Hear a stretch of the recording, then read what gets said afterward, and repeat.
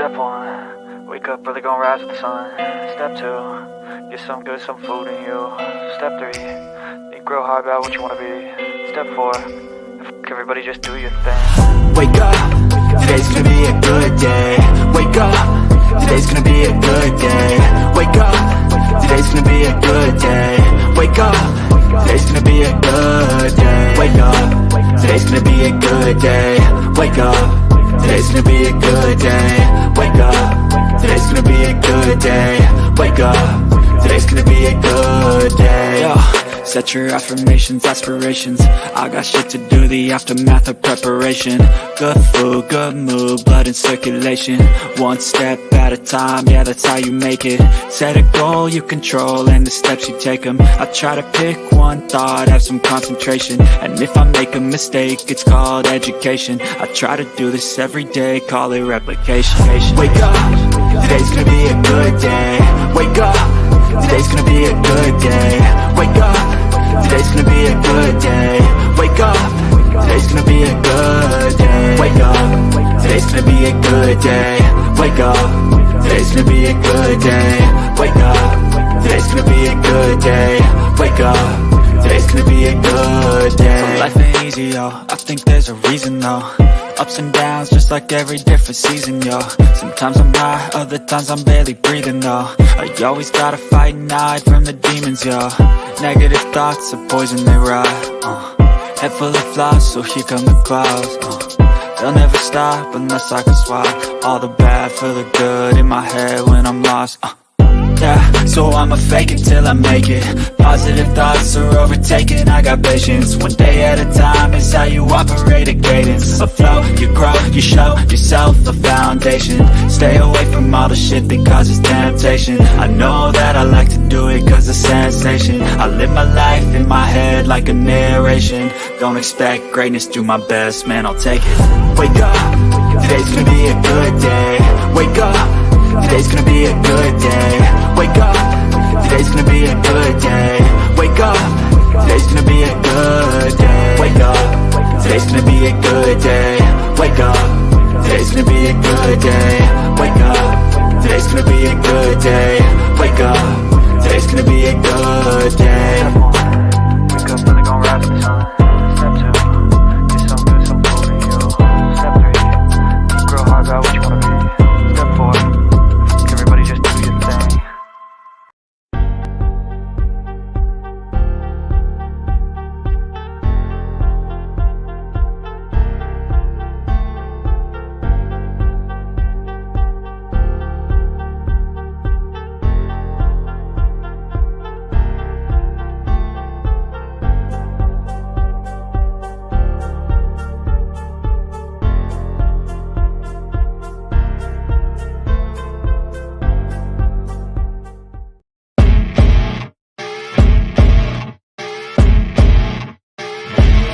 As you wake up in the morning, you want to find the latest, greatest information about criminal cases and have an intuitive conversation about the suspects associated with these cases. Head over to the Bullhorn Betty channel on YouTube.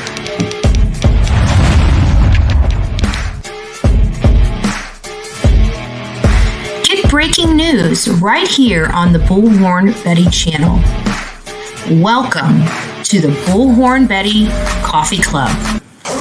Enjoy your stay and enjoy your day.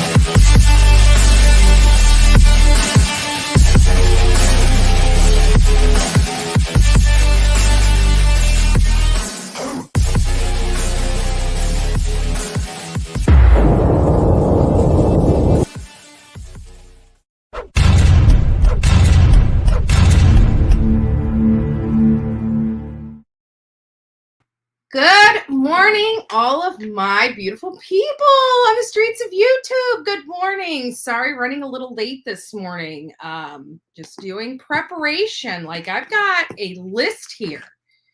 Last night I was laying in bed and I was going over and I'm like, there's still this divide. There's still this divide of people, And I'm going to tell you something I'm a little upset about. And I want you guys' advice, your advice on the situation. And it's no harm, no foul, but would like your advice on a particular situation that presented itself yesterday before our live. And let me just see if there's any emails here, and still no emails here. So good morning, everyone, by the way. And I'm just going to go through and just tell you guys all good morning. And then we're going to get into something that really kind of rubbed me the wrong way, that I thought was being done as an act of kindness, but then I realized was not. And curious as to what my audience feels I should do. Should I just let it go? Let bygones be bygones? But we are going to address it because it did rub me the wrong way. And it relates to Cam. Cam, I'm a little, I don't know, a little frustrated, but we'll get to that in just a second. And it's kind of funny because I believe Anissa actually came in here and dirty deleted a message, because I know I set this up. There was a message, there was a comment left in here that I do not see in here this morning. Good morning, crazy nurse. Victoria Burgess, Anissa. Where did that message go, by the way? Sonia, Karen G, Miss D, Dawn. Nice to see you here. Betty came by Dolly this morning. Oh, yes, I did. I woke up. I woke up like every 2 hours last night. It was one of those nights for me. I don't know why. And it was crazy because I had my alarm set for 4 a.m. I wanted to get up at 4 a.m. this morning because I wanted to get out. I wanted to make sure I was able to go to the gym and exercise before I had to do my live. But nothing worked out. Of course, when you make plans, nothing ever works out. So I never make plans, but every single time I make plans, every single time, everything kind of just goes at its own plan. So I don't make plans. I just, kind of do stuff on the spur. May not be like anybody else. Florida Mima, Karen G, nice to see you. But see, Anissa is like the diehard, she's there awake. Like I'll pop in for like 2 seconds and say hi to everybody and crash out and wake up a couple hours later and realize it's still going on, pop back in there, say hi and crash back out. It's a little different for me. Anissa was taking the votes. And I know she's up. And she's making sure that the Bullhorn Betty channel is running like it's supposed to. Cracking that whip on Bullhorn Betty this morning. Good morning, Crystal. April C. Evelyn, nice to see you here, hon. Connie Lynn. I got to be honest with you. I can barely, I don't think my eyes are awake yet. Everything is just blah. Sherry Hogan, nice to see you. See some new faces in here. It's nice to see that. Nice to see it. Welcome all the new people. Blue Jean Baby, good morning. It has been a while since you caught a live. Well, here you go. You got a live on a Manic Monday nonetheless. And of course, Bullhorn Betty is manic. Oh, Lord. Nano7, nice to see you. Stacy B, Texaholic. Sweet Pineapple Fruit Loop. Good morning, Love Bug. Nice to see you here this morning. Angel Loader, Texaholic. I think I already said. Crazy Prepper Linda. Good morning, love. FBI. Northern Light. Been a little, a smiley story world. Nice to see you here, honey. Good morning. Good morning. We're going to go over some good information. Like I said, sometimes stuff just comes organically. I always have these pads with me, right? You guys see me carrying these things. If you know me, I got 1, 2, 3, 4, 5 different pads, and they're for different things. Some is for research, some is for action items, some is for one pad is just specifically for all the stuff that we do on here on the Bullhorn Betty channel. that keeps things just, wonder how when things just don't go right on a channel, how we just keep going and going and going. It's because we already have contingencies. We already say, oh, we know about this. We know about that. We know about this, So if things just don't work out, we can still move forward with our entire, day's channel when things fall apart behind the scenes and nobody even knows it, right? So that's what all these notepads are for. But last night I was sitting there, I was watching something. I can't even remember what channel I was watching or who I was watching, but it started getting all these creative juices flowing. And it's like, what are the key points? Truly, what are the key points with Dawn Wells? And we're going to go over there. I have decided I'm opening the phone lines today. If you guys hear that call waiting crap that annoys the living snot out of me, it is what it is. But before we start, give me just a second. I'll be right back. All right, guys, hold on here. I forgot something.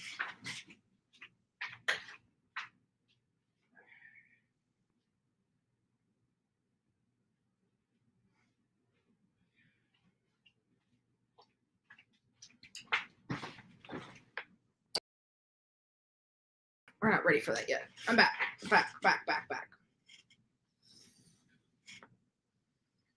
All right. So it's nice to see you in here, Smiley's World. I had to get my vapes. I can't do the one bad thing. Like, a couple of friends, like, yeah, you can lose the vape, but you know what? It's acceptable on YouTube, more acceptable than sitting in an office and doing it, right? A lot of creators do it. I don't think anybody really cares. Maybe somebody does. I don't know. Mike Stevens, nice to see you. Nice to see you. Crystal. Sarah Kennedy, nice to see you. Wild Still Horses. Sheila. Suzette, nice to see you. And anybody else that I had missed? Little Dove, nice to see you as well. Nancy B, Miss Chewy. Reap what you sow. Love it. Love it, love it, love it. Harley's World, nice to see ya. So last night was lipstick, pepper, and pepper spray. Nice to see you here this morning, Susanna. Betty Fan. Nice to see everybody. Good morning. Good morning. Do you think that did something to summer? No, because it's depending on which one you're talking about, Mike, right? Depending on which one you're talking about, the neighbor, there's so many neighbors out there. These people out there in that area, lots of them have problems. Lots of them have a past. Lots of them still act crazy with the past. It's just, it's kind of nutso. But the kind of purpose for this particular live here, is because, I'm sitting in bed and all of us, we have our opinions as to why we personally believe that Dawn Wells, Candace Bly, and Candace Hare are involved, in this child's disappearance. We all, at least the large majority of us, believe the parents are involved. Across YouTube, across the world, across the country, a large portion of people believe that they are responsible. I happen to be one of those people. The majority of the people that come on this channel happen to be a few of those people. So what are the key points? What are the key points that because we know that at this point in time, this entire case is circumstantial because we have no body, right? Summer has not been found. So with that being considered, Summer has not been found. Many of us believe that the parents are truly, in fact, responsible. So with that being said, how and why do we believe that?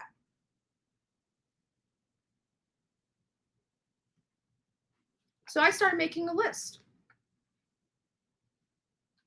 I want you guys to call in because we're going to not only go through this list. I got this handy dandy pad of paper right here, all nice and blank and beautiful.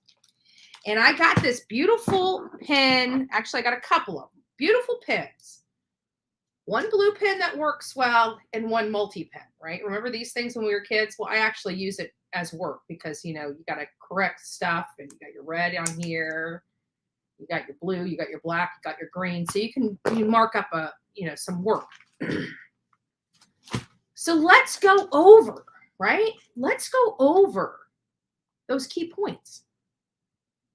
What are the key points in this case that make us believe the parents? I'm opening the phone lines. Like literally the phone lines right now are open. I want you guys to start calling in. Because we're going to make a list.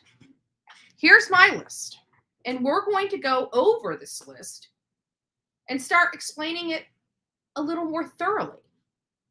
History for one.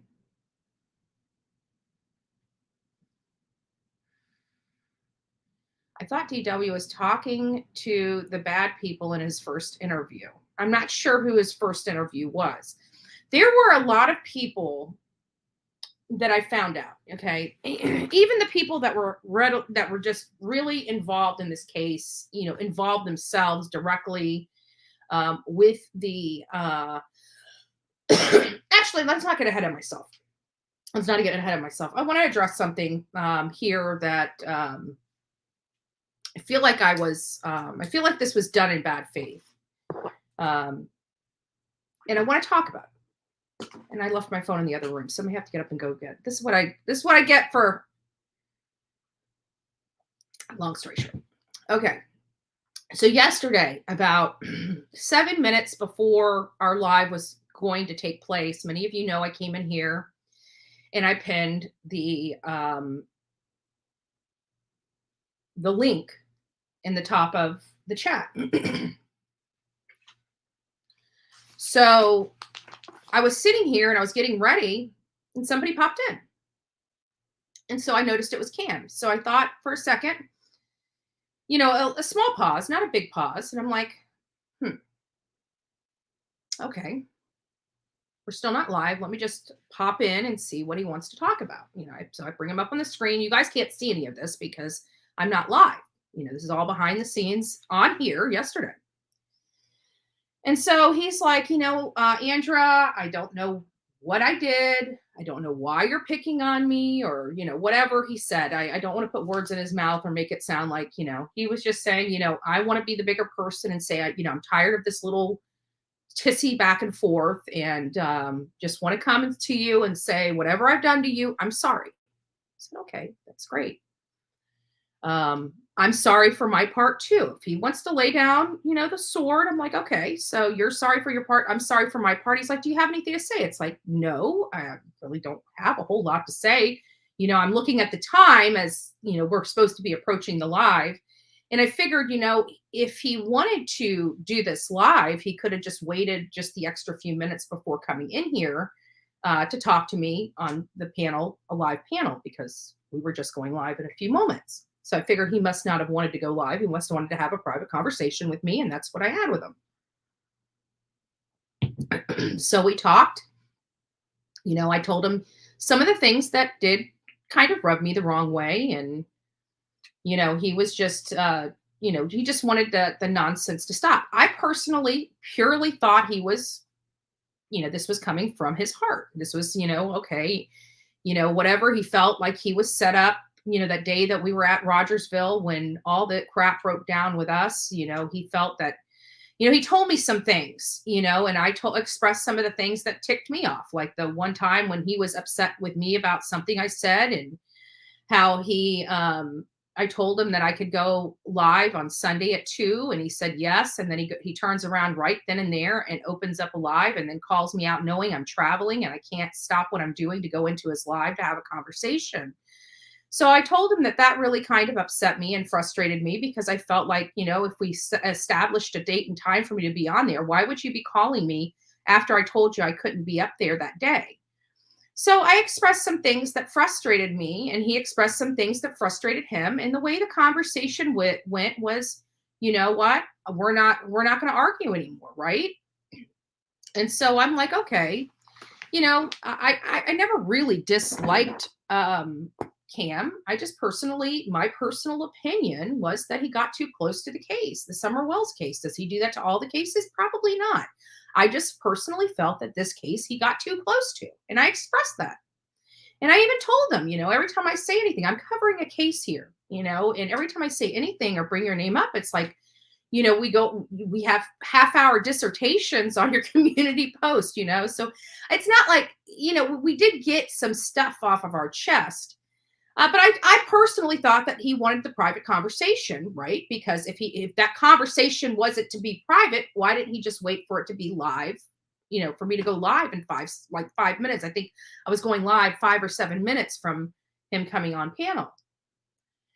And then I get this clip sent to me about Cam saying, I just got off the phone. Like, this literally just happened as soon after he got off the phone with me.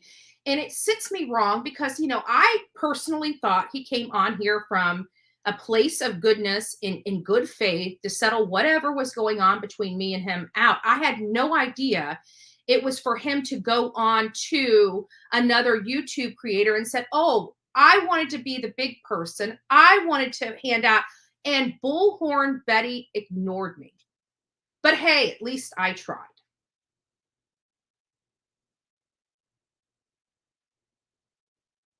And he goes and says, this is another thing that bothers me. He goes and says, the reason why I went to her live was because I have no way to get a hold of her. He said that. And he continues to say that. He continues to say that and has said that for months, right? I'd like to talk to her, but I can't get a hold of her. Did you know at that conversation yesterday behind the scenes, I actually told him yet again, this is like the 4th or 5th time I have told this man, email me and I will provide you my cell phone number. Yeah, all he has to do is email, and I even said that, email bullhornbetty@gmail.com. For anybody that doesn't realize what my email address is at this point in the game, don't say you can't get a hold of me when you've never tried. I actually just went through my email this morning to see if he reached out to me. Here's my issue. I'm starting to feel like this whole good faith effort to settle things between me and Cam was nothing more than a glorified pat himself on the back venture. Like, he gets off the thing with me and then go after he sits there and says, I would like to be the bigger person and tell you I'm sorry for whatever I did so we can stop this, stop whatever's going on. Fine, no problem. I apologize for my part. You apologize for your part. I thought that was, something that, he wanted to do. I had no idea it was just so he could turn around on another YouTube creator and said, oh, by the way, I did reach out to Bullhorn Betty. I tried to talk to her, but she ignored me. How did we ignore each other when we just had that whole entire conversation about what made me what upset me, about how you felt that you were set up, how all these things, how is that ignoring somebody when I'm actually having a conversation with this person? So he turns around after just telling me that he wants to put this nitpicking and arguing behind us, and then goes on literally as soon as he gets off of here and lies about what happened. Flat out lies. I've got the clip. I literally got the clip, and the man knows we had a conversation behind here. And he knows I told him to please reach out to me by email. I will give him my cell phone. So if there's ever any problems in the future, he can just give me a call and we can work it out like that. That's what I told him yesterday. I mean, for somebody that ignored him, we sure had a little bit of a conversation. The only thing I ignored him about, really, is he's saying, hey, we don't want to argue anymore. Are there any things that you want me to do? No. And I even said that. If we're putting everything in the past, there's no need to bring it up any further, right? If you're going to say, hey, I don't want to argue about it, let's leave the past in the past. Let's be the bigger people here. Let's move forward. Okay, so what part in moving forward requires me to go back to the past? So Cam, I just felt it was a little disheartening on my end to now hear what you said. Just as soon as you got off here after apologizing, wanting to be the bigger guy on here, you wanted to be the bigger guy. And then you go directly from here to another YouTube creator and sit there and lie about me. That's not how you end issues with Bullhorn Betty. You don't turn around and lie to people about the situation that just literally happened. So now I no longer accept your apology. You want to call here and we can have a conversation and it can be public. So you can't lie about whether I am conversating with you. I'm disheartened about the whole situation of you coming on here and then turning around. Let's listen to it.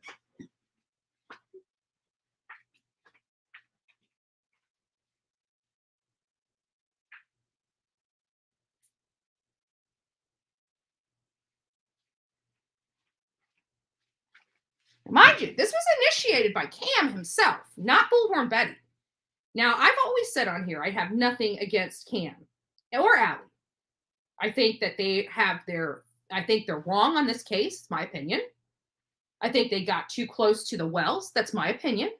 And those are things I'm allowed to have. Those are things I'm allowed to have. But here's what pisses me off the most. When you call me, you want to put down the sword. You want to be the bigger person.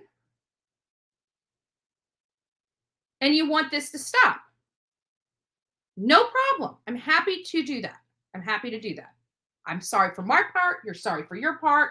Let's move forward in a productive way. And then literally when you get out of my life, now mind you, he could have done this. He could have waited until we were live. He chose to pop into the back studio minutes before I had to go live, right? Which was a distraction in and of itself, wouldn't we agree? When somebody's preparing to go live and then you come and distract them literally a few minutes before, I left there thinking, okay, well, I feel good today, right? Cam and I are no longer arguing. And then this was sent. Oh, sorry, it's not playing. Hold on. Backstage just a second ago before we're live. So here it is. I'll give you, and I know a lot of people like Bullhorn Betty, but I popped in her backstage just a second ago before we're live because I haven't been able to talk to her.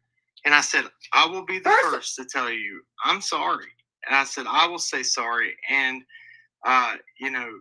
there's a lot of things that, people aren't aware of. They try to dox me and call social services on me. What?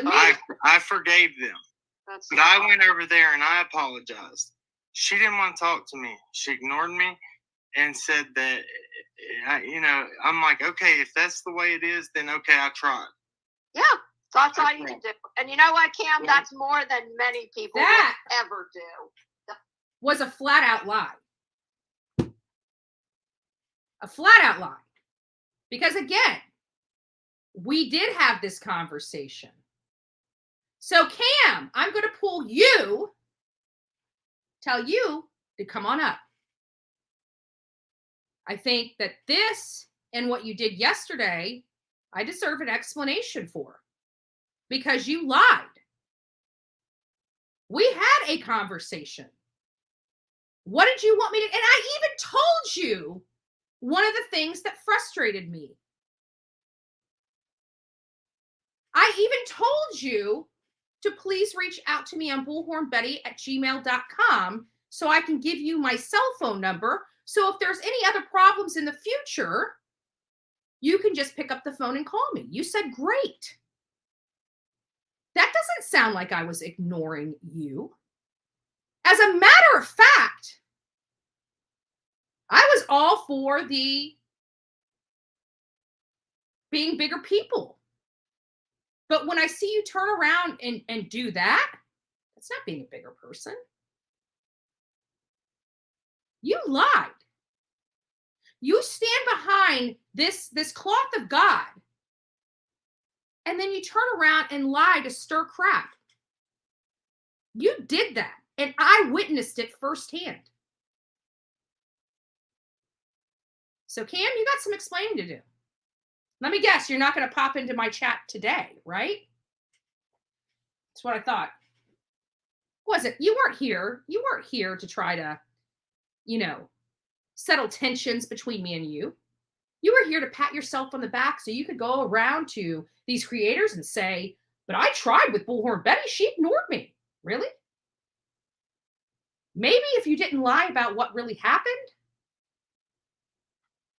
But it doesn't matter because I got a platform too, if you haven't noticed. And I have a big mouth, Cam, if you haven't noticed. So next time you want to come and lie, believe me, I'm recording it. I showed you the respect that you asked me to show you yesterday, and you spit in my face. Do it again. Double dog dare you. Double dog dare you. You lied. You are a liar. And you were caught red-handed by Bullhorn Betty, which is probably not the best person to be freaking lying to, you dumbass. Just saying. I'm done. But thanks for the olive branch, by the way. I just didn't expect you to take that olive branch and turn around and stab me right in the back as soon as I got done having that conversation with you. So key points to the Summer Wells case. One key point is don't be an idiot like Cam, right? And get too close to the family.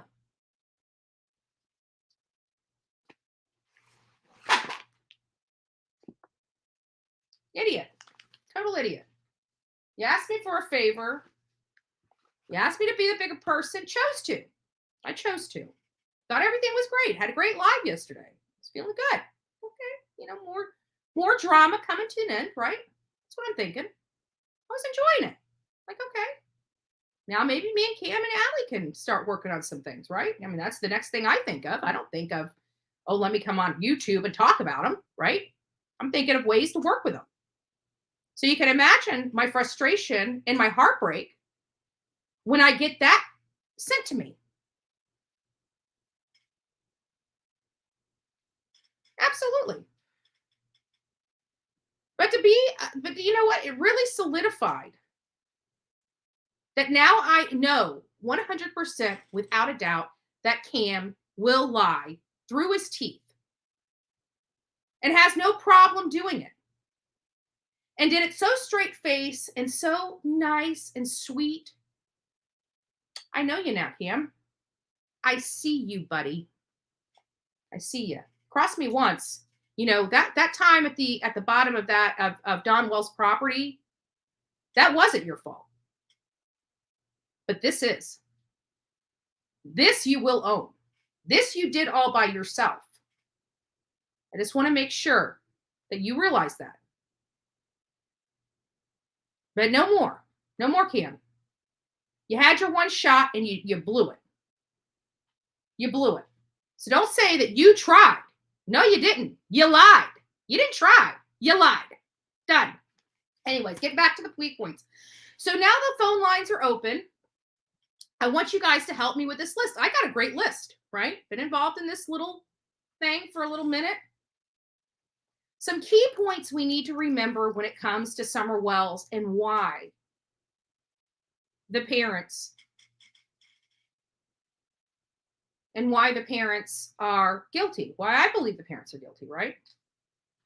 Daddy, Petty, Patch Adams. Those who hide behind the name of God are the ones who need him the most. Absolutely. I know I am a Christian that needs God daily. Like I cuss like a sailor. I say, I take the Lord's name in vain. I'm constantly praying and apologizing for crap I say and do on a daily, I know I'm a Christian that needs God. Ask Anissa and Robin all the time in our chats. I'm like, I'm one of those Christians that know I need God. Like, I'm not in denial over here. I'm just not. I could fix all the different personalities on here, at least until my duct tape runs out. I love you, Toaster Oven. I do. Very few of my fans have I met in person, right? That I actually met and hung out with. Toaster Oven's one of them. Toaster Oven's one of them. Hell, I haven't even really hung out with Anissa. Everybody thinks she's my freaking niece. Like, these people are idiots out here. Right? Never even lays eyes on her in person before. But we will soon. We will soon. We got plans. We got plans. We're taking over the streets of YouTube. I'm just joking. Yeah. But I was just, to be honest with you, I don't really know how I feel about that. Here's the StreamYard stream if you guys want to come up. Oh, and Cam, if you want to come up, by all means, please do. We got to talk. No need to talk behind the screens. I want this all transparent and in the light of everybody so they can hear what's going on. So you can't turn around and go and misrepresent the truth. Had a conversation with the man, told him, and you know what? He still has not emailed me. Because the next time he has a problem, he's going to say, well, I couldn't get a hold of Betty. I had no way of getting a hold of her. Yeah, you do. All you have to do is email me, and I will give you my cell phone number. And then anytime you need to call me, I just hit my cell phone number, say, hey, Andrew, what's going on? Right? Justice, you got my cell phone number. I provide it to creators. Right? Marissa has my cell phone number. Her and I had a falling out. We're good right now.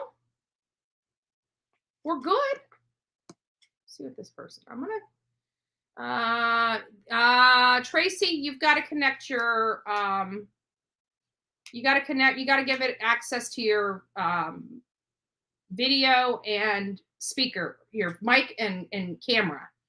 You're not coming through. I can't even add you to the Good morning, Melody.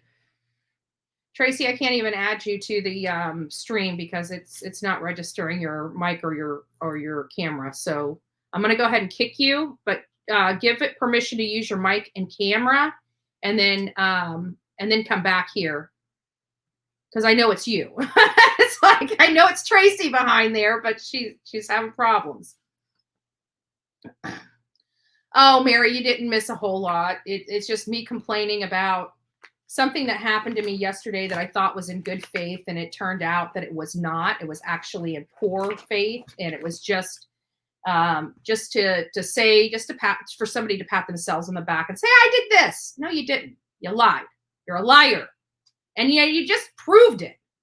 And you just proved it. So Summer Wells' key points. Let's talk about them a little bit. They were the last people to see Summer alive. And we've got so many times that Dawn has slipped and said that, the last time we saw her when we were here and we did this and we did that. And then he's like, oh, but that's right. I wasn't here. Right? We all kept hearing him do that over and over again. Then we find out on other streams early on that it appears that, even his excuse, I didn't want to leave work early because I didn't want to sit at home by myself. Well, you wouldn't have been by yourself because the boys are home. Tracy, did you get your mic and camera working?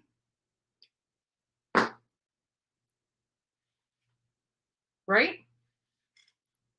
So they were the last people. Why is that important? Because there's sorry, my lips are cracking. I don't know what's going on with my bottom lip, but it hurts. So why is that important? Because we personally know statistically, law enforcement statistics are so high that when somebody is murdered or missing, it's typically the last person that saw that person, that missing or dead person, right? So they were the last people to see Summer alive. Then she got gone, just poof, vanished. Exactly, Sweet Pineapple.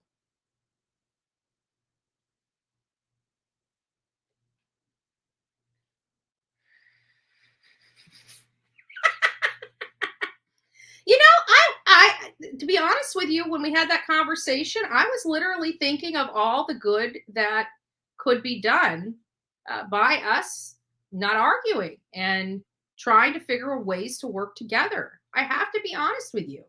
Like I said, I was a little taken back when I got that clip. I was really taken back when I got that clip. It was very heartbreaking for me. And I say that genuinely. Like, I thought he came on here to truly do some good. I had no idea that it was just for kudos for him and to make me look bad. That's not how do you, it's okay, but I've learned a lesson and I've learned never to trust Cam ever again, right? That's the one lesson that has been driven home in this whole message. Never to trust him again. And it's sad because he holds himself as this Christian man. Oh, I haven't watched, I need to go over to John Davis and watch him. Yes, that is exactly correct, Baby Gap. I am going to put ads on this because this is a business. If you do not like this business, why are you here?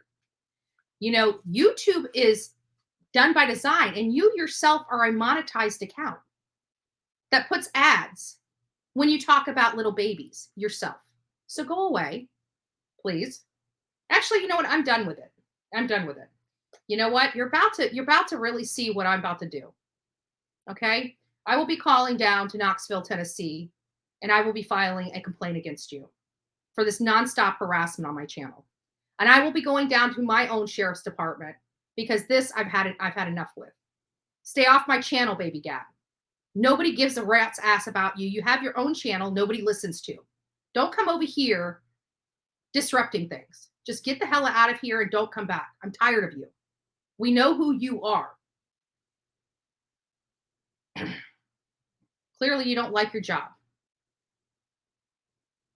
Because I don't think they like managers at their establishment harassing people, especially single women online, especially with your background. Especially with your background of assaulting women and beating children. I can't stand him, Tracy. I think he's the biggest knucklehead ever. And he's a drunk. He's a flat out drunk. Got no time for that. Needs to clean his life up. A lot of good would come out if he just cleaned his life up. Put the booze down. Put a plug in the jug, Baby Gap. You'll see your life change. Last people to see her alive. I'm going to sit here and stare. How's our, we got 324 people in our chat. I want to make sure that we got the thumbs up on here. The timelines. I can't believe he has a job. Hey, you know what? Everybody tells me I need to get a job. They don't realize this is my job. You know, when I'm not on here, I'm doing political stuff. Yesterday, I was firing off a bunch of emails to my Board of County Commissioners. Right? We have budgets coming up. Many people, you know, complain about where the funds are going. I want proper fund allocation in my county. So I've been working even overtime. People don't see the work I do, right? They don't see it. That's okay. People in my county do.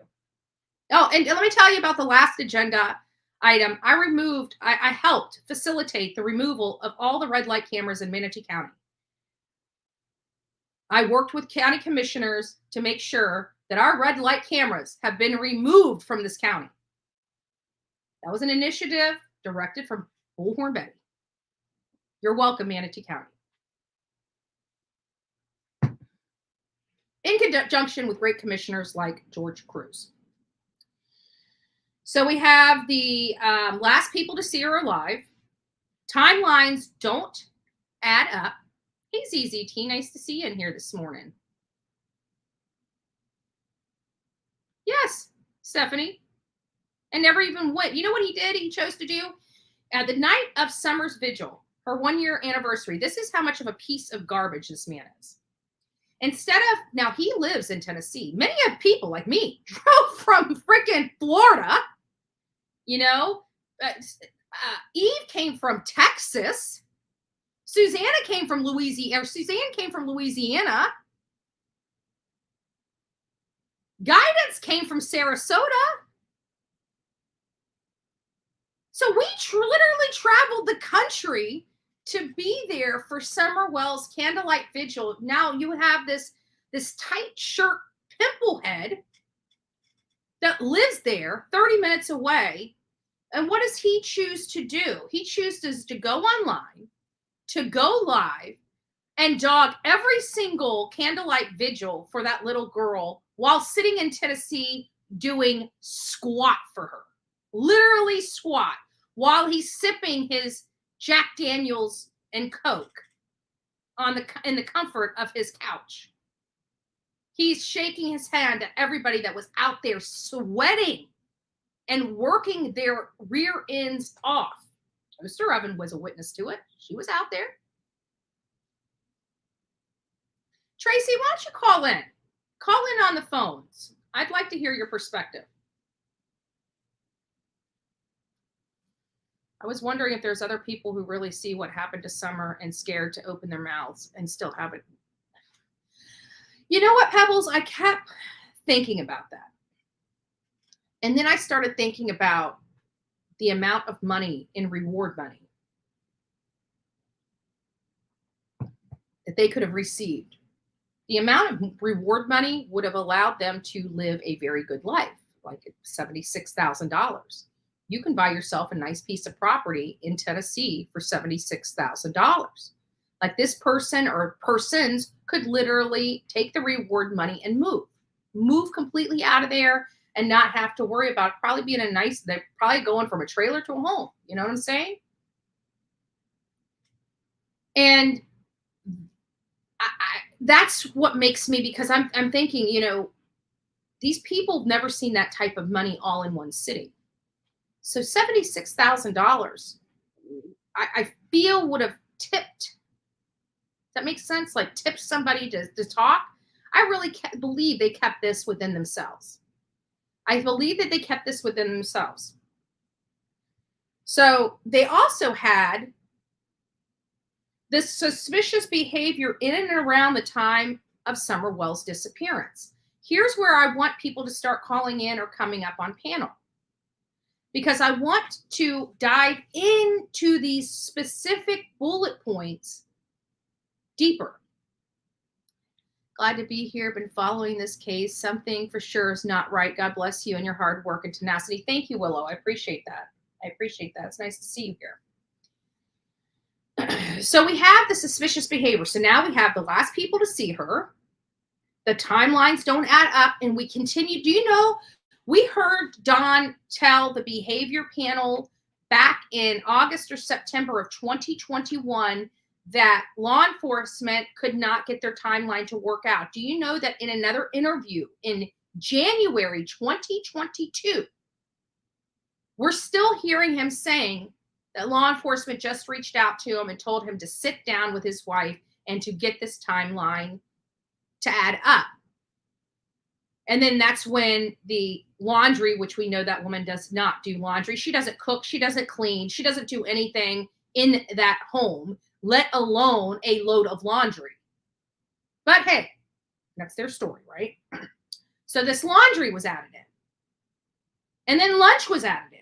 And I remember Chris McDonough bringing up to her, did you guys eat? You know, when they went to Sonic, he said, did you order food or just the Slurpees? And she said, just the Slurpees. She's like, we didn't eat. She said that. Why would she say that? You know, she never corrected herself and said, well, we didn't eat until we got back home from the grocery store. She never corrected that. It went as if nobody had, and even if she did finally feed Summer at 3:00 in the afternoon, that baby went all the way from 7:30, between 7 and 7:30 to the time they stopped to eat, right? So if she would have eaten, it wouldn't have been until like 3:00 or 3:30 in the afternoon. That baby went all day without a stick of food. This is Betty. Oh, good morning, Betty. This is Tracy Delahanty. Hey, Tracy. I saw you were having some problems getting into Yeah, my phone is old, and I'm going to get a new phone soon, but Gotcha. there's a lot of things on this case that doesn't make any sense. Mm-hmm. And I believe Dudley when he said something about what's his name? He reported to work on Monday, the day before, that he was drunk and he was in the bathtub and stuff. I think she died prior to that. And then the blood stain thing in the car that under the seatbelt. Yeah. And they should have never let Grandma leave the state twice. She probably took evidence. Yeah, it's a little odd that took place and with her. But what do you think? Like, I agree with what you say, and I personally believe Dudley because I was standing right in front of his face whenever he was saying that. Like, I got his vibe. He didn't seem to me like, I mean, he was telling his truth, like what his perspective was on everything. He was telling us what he saw. You know, that it's crazy because people come out and say, "Oh, he's lying." You know, but it was his truth. I think he's probably the one and only one that I trust in this case because I don't trust Ron or that Lonnie Watson. He's a mess. And then Benny he's weird, and Jody Sue is crazy. Yeah, Jody Sue is definitely not somebody I put a whole lot of stock into outside of her being in close proximity to Summer Wells. Everything else, I don't believe. I believe she's just a lazy drug addict, alcoholic, whatever. I don't know what substances she's on, but she's definitely on some. Even that day, Andrew was getting off of work that day, and she wanted to go out. Like that's all she cared about was going out. She's ready for him to come home so he can take her out. You know? Yeah, and I really feel bad for Hunter and Allie because, I mean, Allie, got charged losing her kid there. And why not Candace? Why didn't she get charged anything by now? She's done a lot of damage. Yeah, that is a great point to bring up is, what the hell is going on in Hawkins County, Tennessee, and Sullivan County? I mean, there are two different counties. Maybe that's the difference because, she lives in Sullivan County. They live in Hawkins County. Maybe that's the difference. That's why laws aren't being applied. Because to me, I definitely preferred dealing. Now, I don't want to discredit, I like Cliff Evans. Cliff Evans has always been a very nice, he's a lieutenant detective over in Hawkins County. I personally like him. He's always treated me with respect. He's always talked to me. He doesn't have to, and he chooses to, and we have a good, respectable relationship.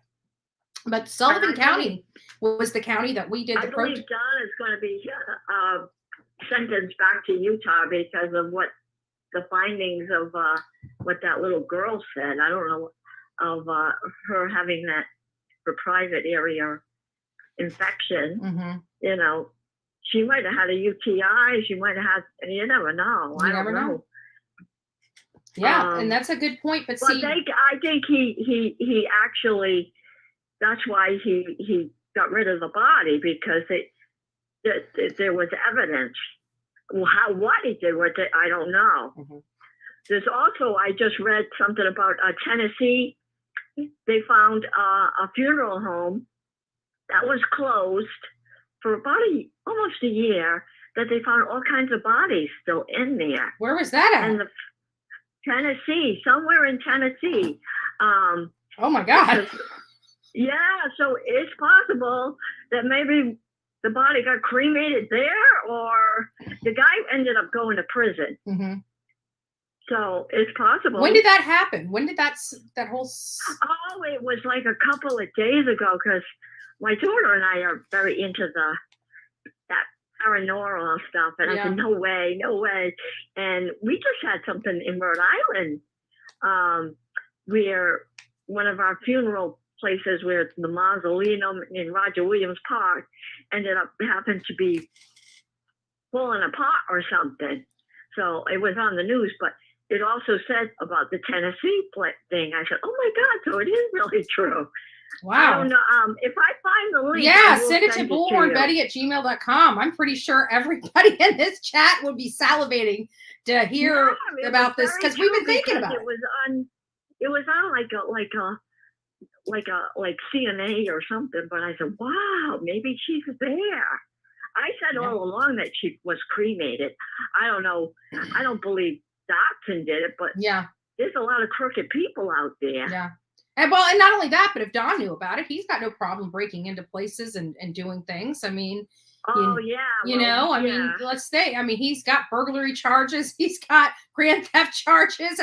He's got just I'm surprised the man's still walking around the United States free. It only gets, 1 year at a time or 6 months. I just pray for justice for the Harmony, and now even Harmony's case, at least they charged, which I believe they'll charge Kayla soon, because what kind of mother would have guns when she has babies, like little babies at home? She's stolen guns she was involved with. No crap. Yeah, that's bad news. That whole family, there's just families that are just bad. They're rotten to the core. It's a family issue, not a single individual issue. And I just got finished reading about the Lacey, what's her name?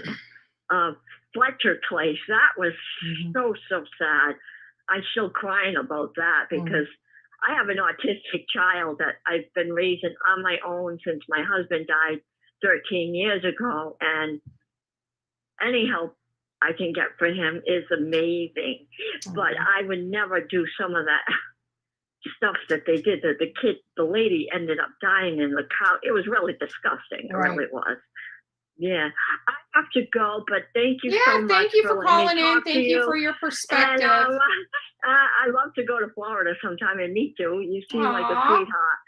Well, I appreciate it. Yes, we do a lot of different stuff. You never know. I might be coming to your state next because we're all over. Yeah. You know what the sad thing is? They're always saying Rhode Island is corrupt. Rhode Island is corrupt. Well, we would never have let this case go this bad. I don't know. I don't believe they would do that. I think it would be some kind of charges would have been thing. I don't know why Candace hasn't been charged. And Grandis is another thing. She can't even see her grandkids. Rose Bly, I think that case is involved too. Yeah, but I found it funny that the here's what I kind of believe. Like, I thought it was odd that Rose Bly's husband divorced her so quickly after she disappeared. Everybody has acknowledged that she would have never left her children.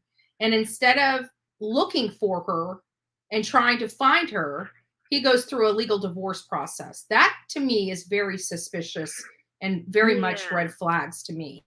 And, we reached out to her husband. And her husband was cordial until he realized that we wanted to go to Wisconsin and look into her case. And then he cut off all communications with our team. Wow. Well, I got to go, but thank you very much. And have a good morning. Thank you. You too, love. You too. Call back whenever you're available. We're always here. Okay, thanks. Bye-bye.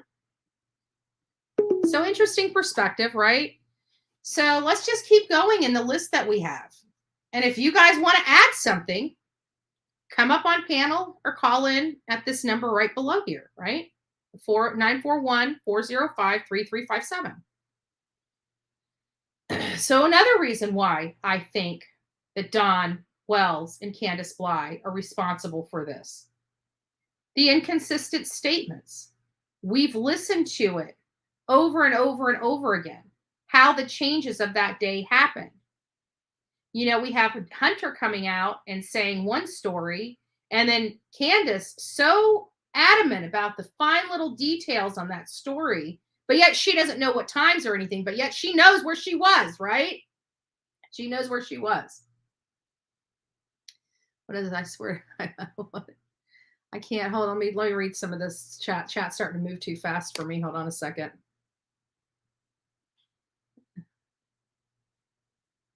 Harmony is nearby me. I wonder if I could go to the court or do anything to help. Haley, yeah, if you can, I'll look up the court hearings here in just a bit, and maybe we can find some time, because that would be great. I would love, if you go to court, I'd love to bring you on panel and interview you on what you saw, heard, what the tension was like in the courtroom. That would be amazing.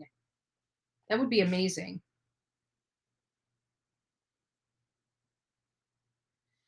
Can't find anything about the funeral home in Tennessee, but there is one in Indiana. Okay. Okay, well that's good. I was going to look that up too. Maybe, it's possible that there was some misunderstanding there. Maybe it's something that hasn't been released yet. Who knows, right?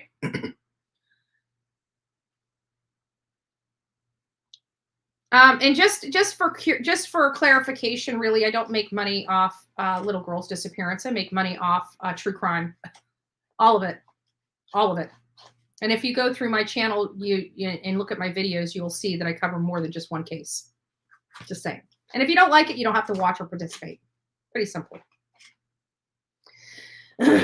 Okay. Lady Autumn Sky says, Tennessee, according to Jefferson Police Department, 31 bodies, some of which were advanced stages of decomposition, were found at Lankford Funeral Home and Family Center on Friday. Wow.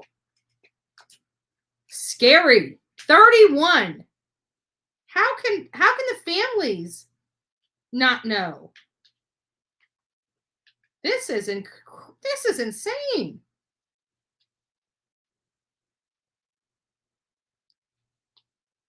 How does anybody just say, oh, we're going to close our business, but just leave everything behind? Like, this is not funny, but it's like, who would do something like this? What? There's no excuse for that. That is like, what do you call something like that? Who was, let's see, who Betty was telling to stay off the channel? Oh, Brian, it's a baby Gap that likes to troll this channel under fictitious names, and he thinks it's funny, and it's a highlight of his day, and I'm just tired of it, so. He keeps poking the bear. People that keep trying to come here and do and just online harass, which is illegal, guys. I mean, what makes they keep trying to say. Let me just give you guys an example. If you guys were to do a protest in front of this house, right? That's protected under the Constitution. You guys try to gang up on me online because it's online. That is a crime. Like, it is how it's being done that makes it the crime. So. For all those people out there that hate Bullhorn Betty, just protest in front of my house and be done with it. You know what I'm saying? Nobody around here gives a shit. Nobody around here cares. Just do it, get it out of your system, and be done with it, right? Let's get it out of your system. But I have a funny feeling because, I do very, very well when I set things up. Maybe people don't know how. I'll be happy to teach my haters how to do it. If you want a class, I'm happy to provide you guys some assistance so you guys can properly protest the front of my house. That makes you feel better. We have almost 400 people in this chat room. I'm just going to sit here until we get those up. That's awful. We only have 107. Folks, if you haven't liked this channel, please do so.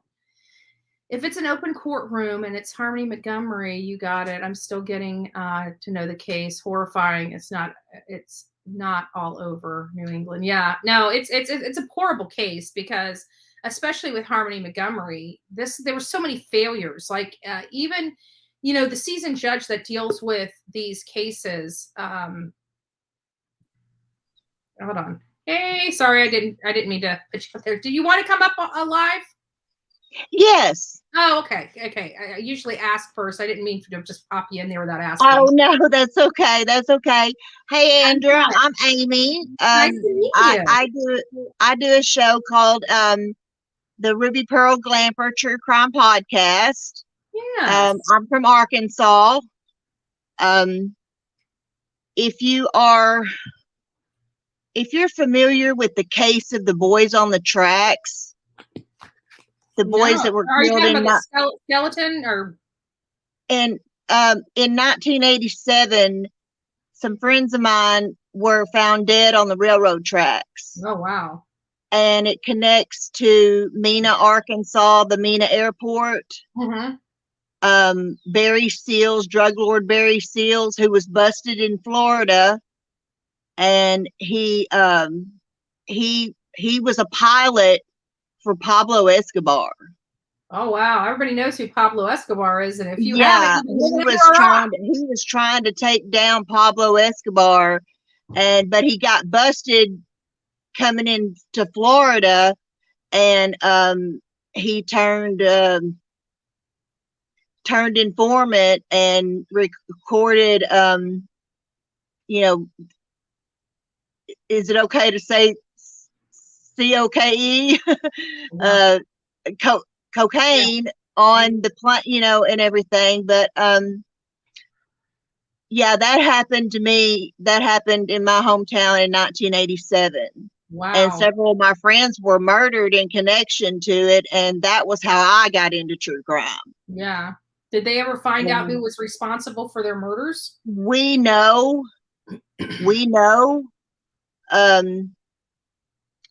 It was local police, local judges, lawyers, and actually, I just recently found out. If you're familiar with who Keefy D is, no, I don't know. Yeah, Keefy D was driving the white Mercedes that killed Tupac Shakur. Okay. And he apparently was a big drug dealer in California, and that's where he got his drugs from, was from Pablo Escobar during that same time period, as well as Freeway Rick Ross. I just found all that out just here recently. So, but that was how I got into true crime. Yeah, Tupac was definitely a national. Yeah, he's been shot multiple all times. the stuff you've heard about the Clintons, it's all true. Yeah, crazy. It's crazy. It's all true. Have you followed the Summer Wells case much? Yeah, I followed it, and I've commentated on it and everything. And I caught your video the other day, where you were talking about, the timeline, and you said it again today. Ronnie Lawson's telling you and your wife need to get this timeline right. It's not adding up. Yeah, multiple times. I mean, they've come back to them. Generally, when someone's story don't add up and someone's timeline don't add up, you question them farther, Ronnie. Yeah. You step up your game. You interrogate them. Yeah. But I don't know how much he interrogated them in the beginning. Yeah. But did you need to answer that? No, no, not when I'm on here with you. No. Oh, okay.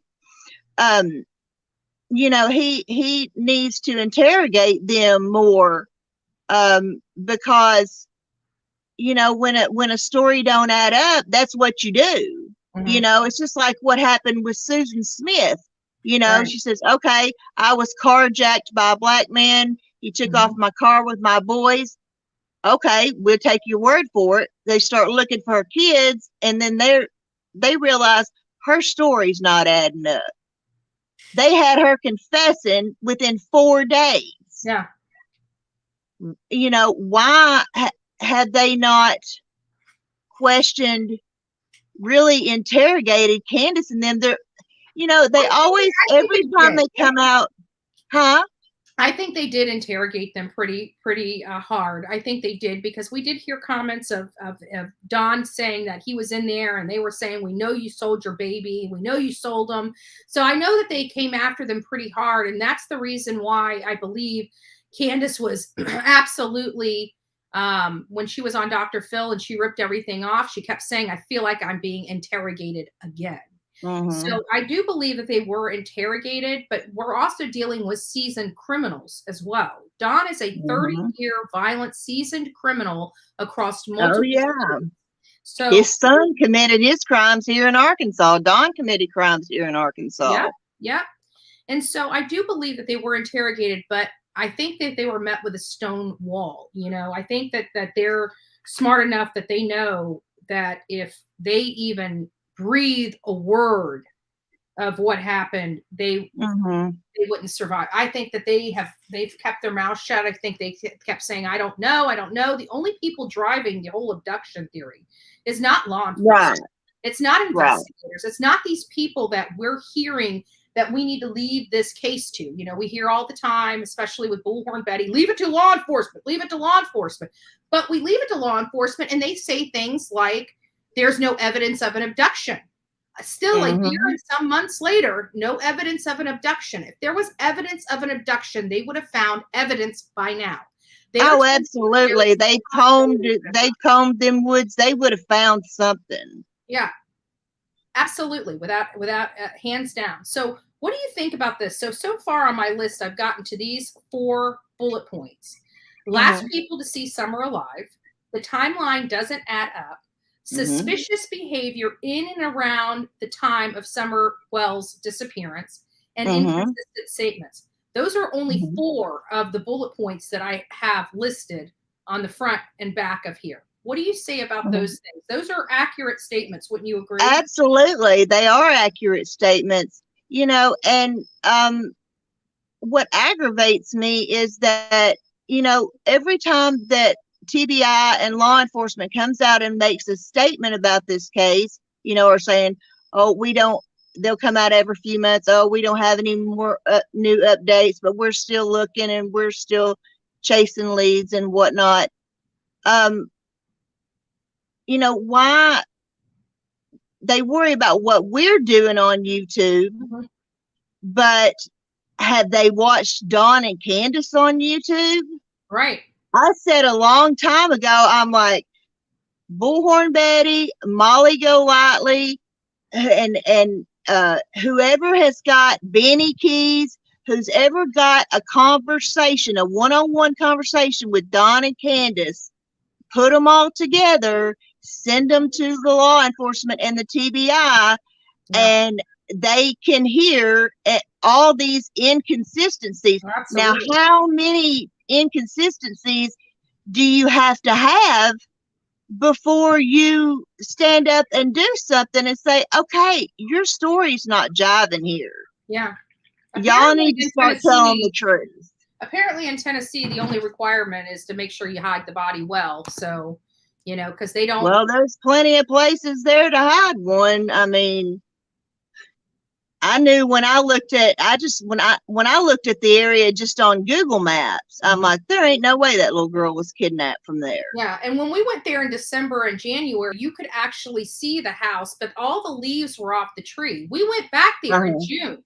We went back there in June because we had the candlelight vigil. That was the first time I watched it. I've been able to see that property and what the condition would be almost the day that she disappeared.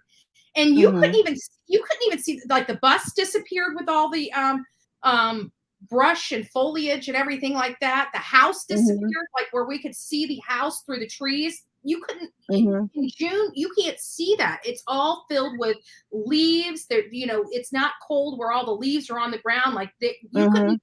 Even Summer Wells' banner that was up just got covered up with all the foliage, all the dense forest. It just covered up her sign, and that's why many of us went out there and put a new banner back up on the Beach Creek roadside for her, so more people could see it and hopefully stay from it being covered up. Now we have people that are going by it and checking on it and cleaning it up to make sure the sign doesn't get covered up like it did when it was on Ben Hill Road. Or taken down. Yeah. I think people, you know, we hear such horrible things about people, but I don't think, I think the majority of the people out there in that area want to know what happened to this little girl. And they're leaving anything that along. The only people that like taking stuff are the people that like to come there and visit, you know. And I was very upset about Summer's memorial, her memorial out there. People took souvenirs, and I thought that was so tacky.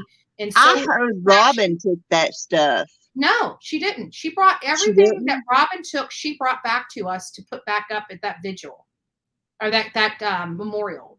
She came out there when she realized things, and she told us exactly. She walked us there, and she's like, "No, I talked to the park rangers. They said all this other stuff could stay. They just wanted these few things taken out of here because they could be environmental. Blah blah blah blah blah." She took them. I can't remember exactly what she said. Don't take me verbatim, but she we brought Miss Daisy's wreath, the beautiful wreath Miss Daisy made for summer back. So we put it back in the tree. That's all she had. And she's like, no, I talked to the park rangers and they said the rest of the stuff could stay. Well, the rest of the stuff didn't stay. Somebody went out there and decided to take souvenirs home with them. People are so childish. And they're trying to, the people that took it tried to come on here and say, oh, but it was the park rangers that took it. No, Bullhorn Betty picks up the phone and speaks to these people. And they said that stuff was left there. That means the only people that could have taken and removed that stuff were citizens or people visiting, period. The park rangers did not touch those things. And with all the drama in this community, you never can tell. I wish I could have gone up there, but it was beautiful. It was beautiful. But another little tidbit for those. I did see your post, Justin. Many of you guys know we were talking about Harmony Montgomery, Serenity McKinney's mother, Catherine McKinney. She was pregnant at the time she went to jail for her child's murder. Long story short, we did confirm that she did have the baby. It was a little boy. Justin was able to confirm that with us. Justin, can you tell us whether I'm assuming that child's not in jail with Catherine? Is he rather in foster care or with grandmother, or did you get any clarification on that? Just out of curiosity. Let's see. There's a lot of stuff in here I haven't gotten to. Wow, we got a lot of. So we'll wait for him to respond to that. So then what about his parents? What about Dakota's parents? Yeah. Will they have a chance to get the baby? I have no idea. This is going to be hard for everybody involved, but it sounds like this is a woman. This is a classic case that we see all the time where women choose these abusive men over the protection of their children. And it's sad.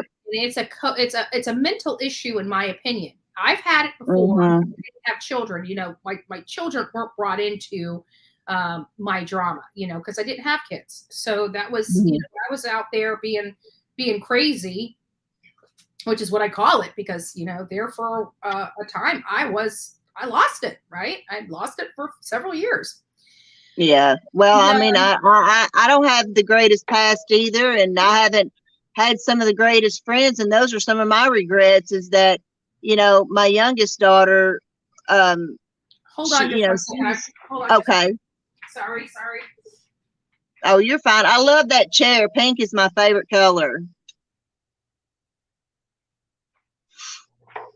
Sorry, you could have kept talking. I just realized I didn't have my computer plugged up. Oh, okay.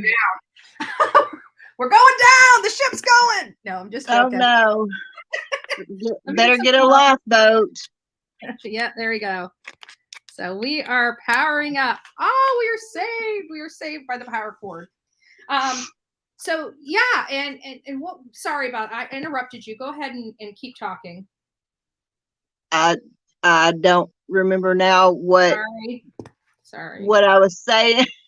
That's okay. I apologize about that. But you know, I mean, I just don't understand, and have never understood why they are just not being interrogated further. You know, and really, I mean, Don's sitting in their jail, and Ronnie comes out and says, I ain't seen him or talked to him, you know. And I just don't get it. I mean, I have a few theories about what I think might have happened. But you know, sometimes we have these theories and none of us may be right. I mean, what happened to Summer may come straight out of left field, something that we've not even thought of. And that's true. That's true, because we are, you know, we don't have all the information. We definitely don't have what law enforcement has. Law enforcement. I mean, think about this. If we were able to find out this information, can you imagine what law enforcement has? And that's what I keep coming back to, is like, we have collected this information on our own. And we're not law enforcement. Law enforcement has access to so much more that we would never be able to get a hold of, you know, CCTV footage, the pings on the phones, the talking text messages and and so we're able to find out this much information. Can you imagine the wealth of other information law enforcement has? And then it's almost like adding insult to injury to know that these parents are still out of jail, not being charged with anything so far related to these children. Right. And you see all these other parents who, I don't care if they've got a jaywalking ticket, they've got something. They're being charged with something until the police can get, am I froze? Oh, no. It looked like I was froze up. No, and it's what I like to call, and I've wondered about this, the police hiding behind the law. Yeah. And as crazy as that sounds, what I mean by the police hiding behind the law is when they come to you and say, well, why don't you do this? Oh, well, our protocol doesn't call for us to do that. Oh, well, why can't you talk to so-and-so? Well, we have to have probable cause to talk to so-and-so. Or we have to have a warrant to go on this property. It's excuses of the law because they just don't want to do their job. Yeah, and nothing. And then they did it with Brian Laundrie too. Yeah. See, the problem is that what they're trying to state is that they need probable cause to approach it. There's been many times that law enforcement just knocked on the door and said, hey, do you know anything about this? Do you know anything about this? They didn't have a warrant to ask that. They didn't have to go through all these probable cause things. All you got to do is get out of your freaking patrol car, go knock on the door. If they tell you to fly a kite, get a search warrant, then that's what you got to do. But yeah, exactly. But the person is demanding that. I just feel like, they just don't want to do their job, and they use, well, it's against the law for us to do that, or we can't question this person, we can't search that place, we can't do this. From the moment I saw Ronnie Lawson on TV, I knew he was a good old boy. Mm-hmm. So don't tell me he hasn't taken somebody in the back room. Mm-hmm. Yeah. I don't know. That back room should have been reserved for Don Wells. Exactly. And I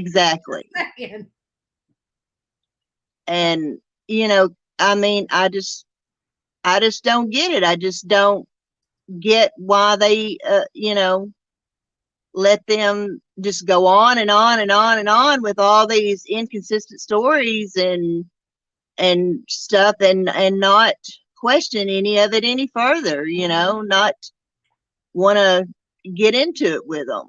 Right. I mean, the Ramseys, they were put through the ringer.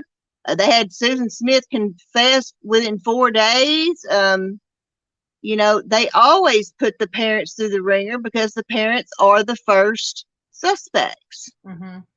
Yeah. And they want to look, this is what law enforcement told me. They told this to me years ago. They told me that the reason why they go after the parents so hard at the beginning is because they want to go ahead and clear them first so they can just move past them and get to work. And it's actually a hindrance for law enforcement not to clear the parents because they have to constantly be focusing on them as well as everybody else instead of being able to use them to help them. For example, we hear Candace Cooley. She was on an interview talking about the case that she had. I think it was Duty Ron she was on. Uh-huh. And Duty Ron was talking to her about the information, and she had a lot more. If you listen to that interview that he had with her, and it was just recent, just in the last day or two or something like that. Mm-hmm. And if you hear how she talks, it sounds like she had information that came directly from law enforcement to her. There's a lot of information that she says, law enforcement won't even release to me because it goes directly to the investigation and the court hearing or the trial. So she doesn't even have a lot of information, but she has more information that has been spoken with her with law enforcement. Why is that? Because law enforcement does not believe she is a suspect or a person of interest in this case. And therefore, they are able to speak with her a little more about details on the case than they would a parent that is still a person of interest not cleared.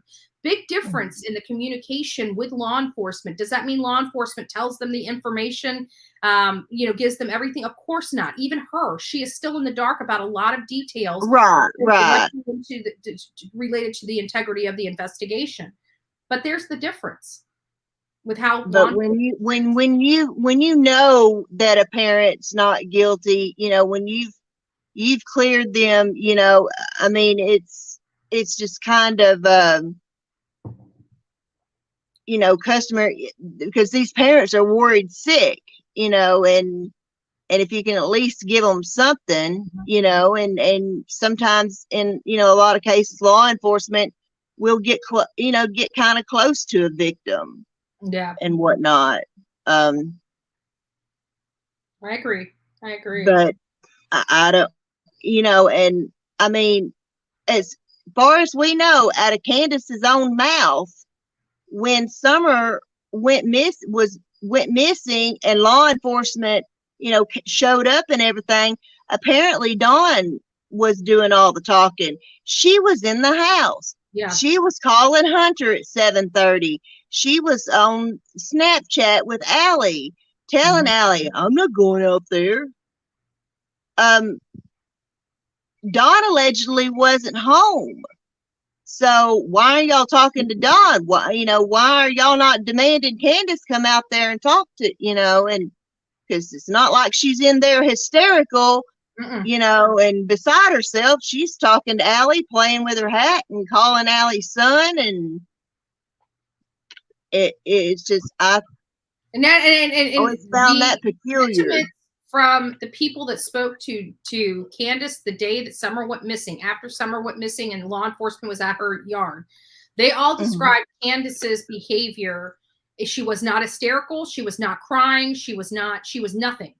Kind of like what we've seen since the beginning of this whole thing, where there's no emotion from anybody in that family. Right. I heard Jonathan the other day made a video about how there was more that kind of went on at Walgreens, and Grandis threw a fit because one of her prescriptions wasn't filled or whatever. And believe me, I understand that all too well. I have to go through some BS every month. That the person that calls in my prescriptions from my doctor's office, she would screw up boiling water because she screws up calling in my prescriptions every month. So I understand the anger, especially when you live as far out. I live 25, 30 miles outside of town, the same as they do. Yeah. So, it's, and the price of gas right now, but I mean, the price of gas wasn't too bad then, but still. But Hunter, Hunter had said that Grandis was grouchy the whole day, the whole time that she just keep talking, I'll be right back. That she was in a foul mood. And one of the things that you were talking about is what time did Don get home? Was he already home and whatnot? And early on in an interview, he said that he thought it was 5:30, but apparently, according to the 911 call, it was 6:27, which is basically 6:30. Yeah. And what I think happened is I think that Candace called Dawn about 5:30 and said, Summer's gone, I can't find Summer, blah, blah, blah. So he throws his tools in the car, and he races home. And I had looked it up on Google Maps to see how far it was from Jonesboro to Ben Hill. And it was a 45-minute drive. And so if he did speed a little bit or whatever, he might have made it in 30 or 40 minutes. I still question that. He's talking about 15 minutes being cut off his driving. Now, I travel literally in my car all over this country. Yeah. All over this country. And I can tell you, I can go 13 to 20 miles over the speed limit in an hour to 2 hour drive and not make up 15 minutes of drive time going at that rate. Yeah. So I don't see how he in 45 minutes can be driving so fast that he gains 15 minutes of drive time. That doesn't make sense. I think that she called him at 5:30.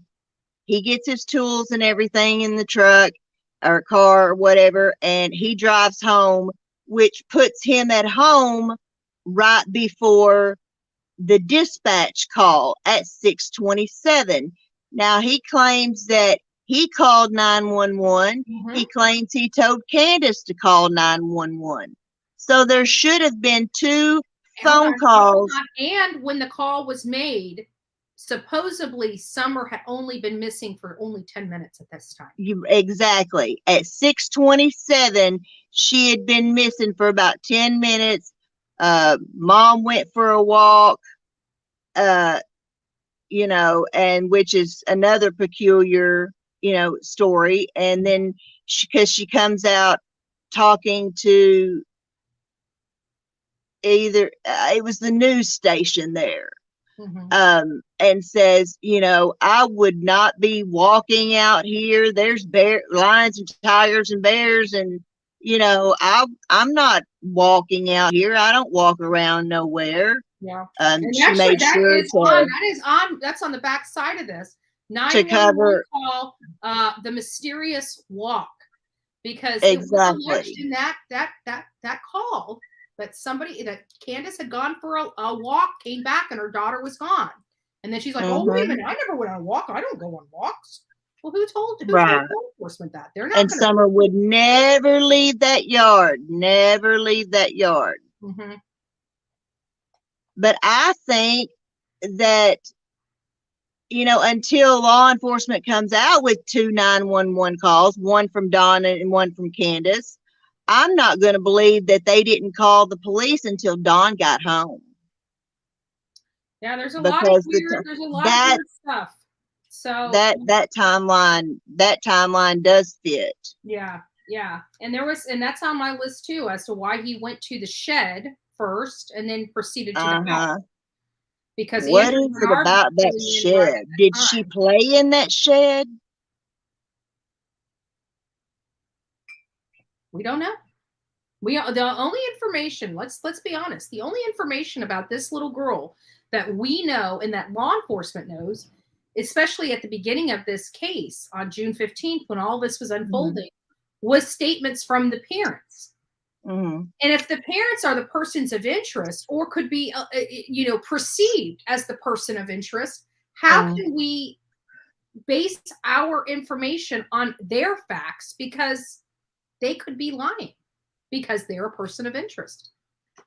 Right. And if you hey Ricky, nice to see you. Sorry. Base the story on what they say, you know, I just I took one look at that property and I said, there's no way that little girl was abducted, because I live out in a rural area like that. And so, you know, the cars that are coming by, they're the people that live out there. You're not going to be way out there on Ben Hill Road, Beach Creek, unless you live in that area. This is not like she was allegedly, you know, kidnapped out of her front yard in the city, you know, in the city, in a residential neighborhood. There's more means and opportunity to do that. Right. So, you know, she had to have either been, you know, playing down by the road, and it just so happened that one of those 217 pedophiles drove by, or, you know, something else happened. Why this particular day? Because those pedos have been in that area for a really long time. You know, they didn't just up. Somebody didn't just move into the area. They've been here for a while. At least from what I can see. Yeah, and it'd be hard for one of them to, hide her out there on, anywhere in that area, in my opinion. Right. It'd be hard to keep it away, but I've had my own theories about it and what happened, and because I've based it off stuff that Don and Candace have said, especially Don has said to Molly and to you, and then Candace, the way she freaked out about the whole cornbread mafia thing, just because the cornbread mafia may not be active anymore, or it's a legend, or whatever it is. Kentucky. I mean, Kentucky's a little drive from Tennessee. There was no evidence of any kind of cornbread mafia ever in Tennessee, ever. Right. Well, someone tried to say that it was Dixie. It was that the cornbread mafia is a old Dixie mafia or something like that, and that's not true because I live in Dixie mafia country. Yeah.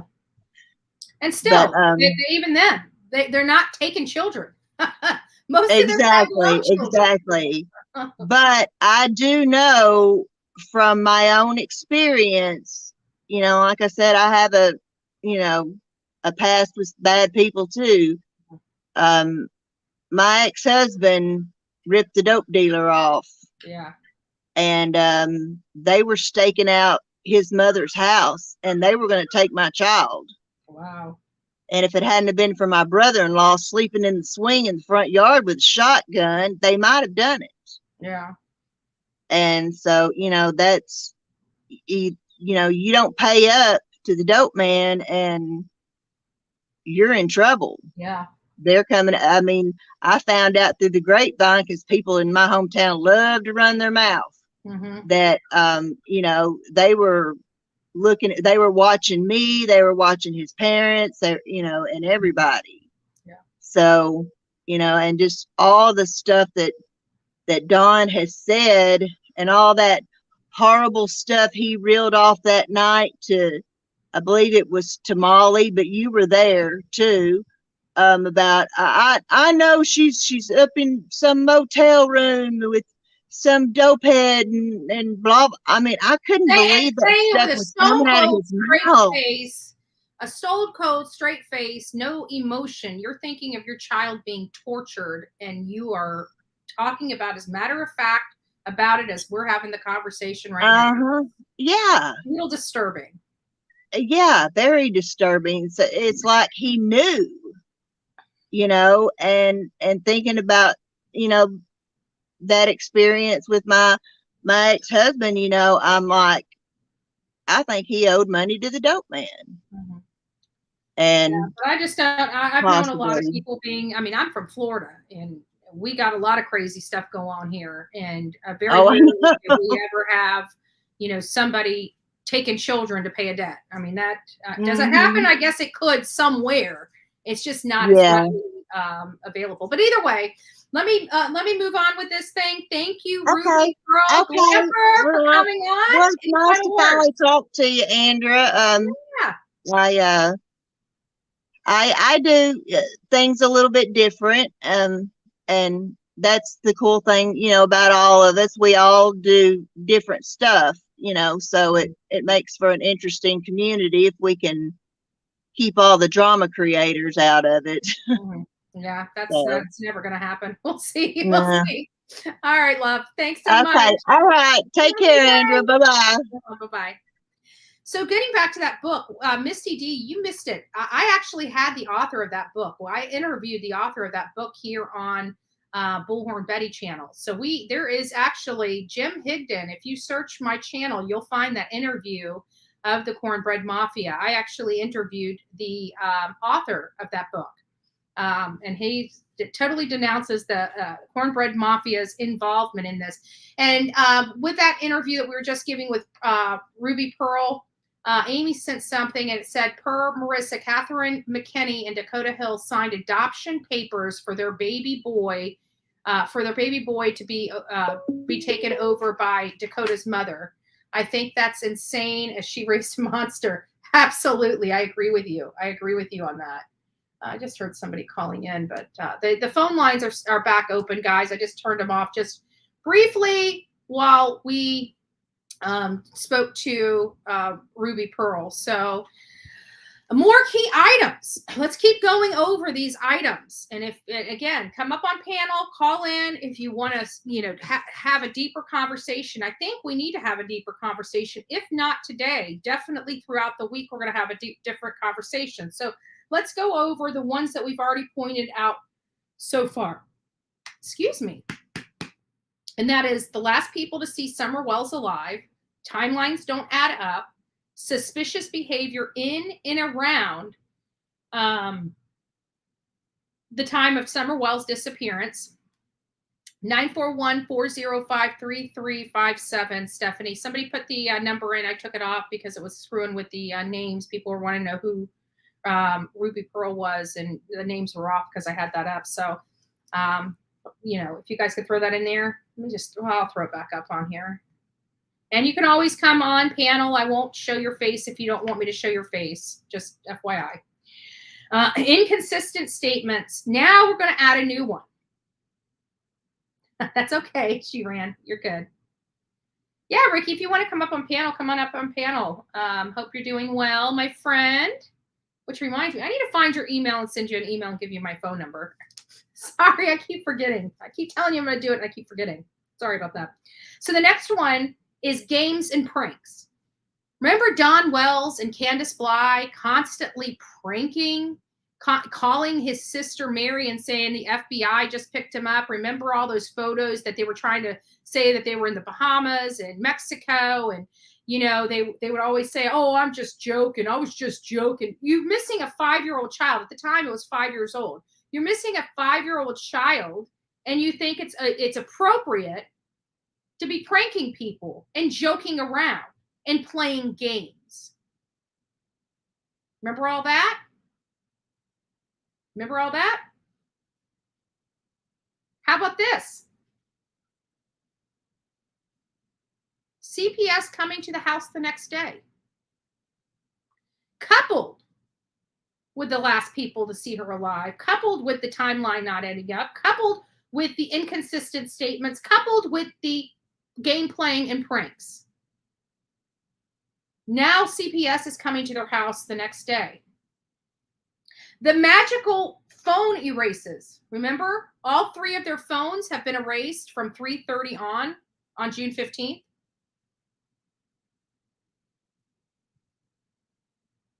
Remember that?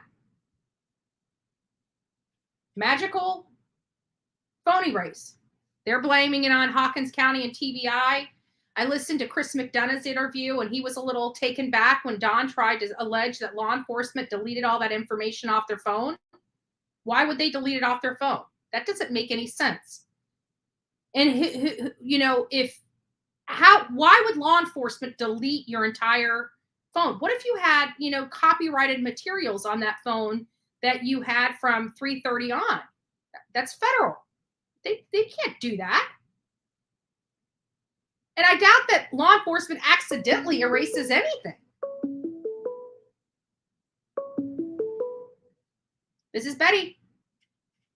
Well, good morning, Betty. Good morning. Yeah, this is Steph. Hey, Steph, how are you doing today, love?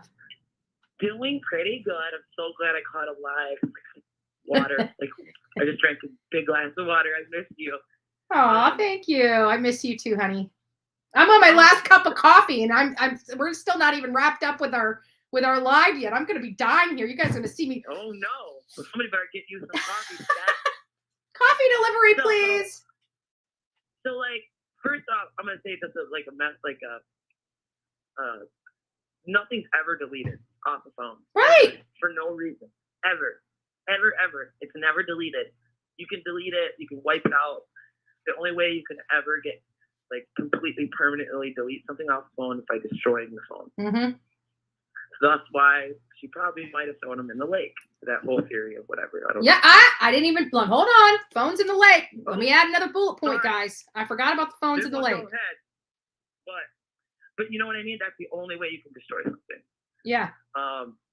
So I do know, like, a lot of people are not in, like, the whole paranormal thing, which I'm not so to say either. But there is this one guy that I've been watching him for a long time. Mm-hmm. And I started watching him, I think, like, right before Gabby Petito. And he was, like, oddly, creepily accurate with things about Gabby before they ever even came out. Mm-hmm. So that's what got me to watch him. Well, he recently did like 3 sessions on Summer. Well, and that was, first off, you can see how it really bothers him. This whole entire thing is like bothers everybody. But no, there was in the last, he did 3 of them, like I said, and then in the very last session that he did was really creepy. Really, really creepy. And some of the things that were said, I was like, whoa, you should definitely go listen to it, like, on your own time, you know? But it pretty much does sound like that lady that you had on panel before talked about, like, you know, drug dealers and stuff owing money. Mm-hmm. That's kind of what it sounded like somebody picked her up. I mean, in this allegedly paranormal spirit box thing, allegedly somebody picked her up on the path and picked her up and killed her, and she's laying on a path somewhere near water. Yeah. And and it's really, like, God, I can't even remember everything, but it creeped me out. Like, it brought me to tears. And he had said, I don't know who Waylon is, but in one of the other sessions, he goes, but that could be significant, which was one of her brothers. Mm-hmm. And then, I mean, there was a bunch of different stuff in it, and it said that it was her mom. Mm-hmm. And then the creepy other part was, she had said that her dad, you know, SA, and all of it was very creepy. It was very creepy. Yeah. It creeped a lot of people out that watched it. Right. And right.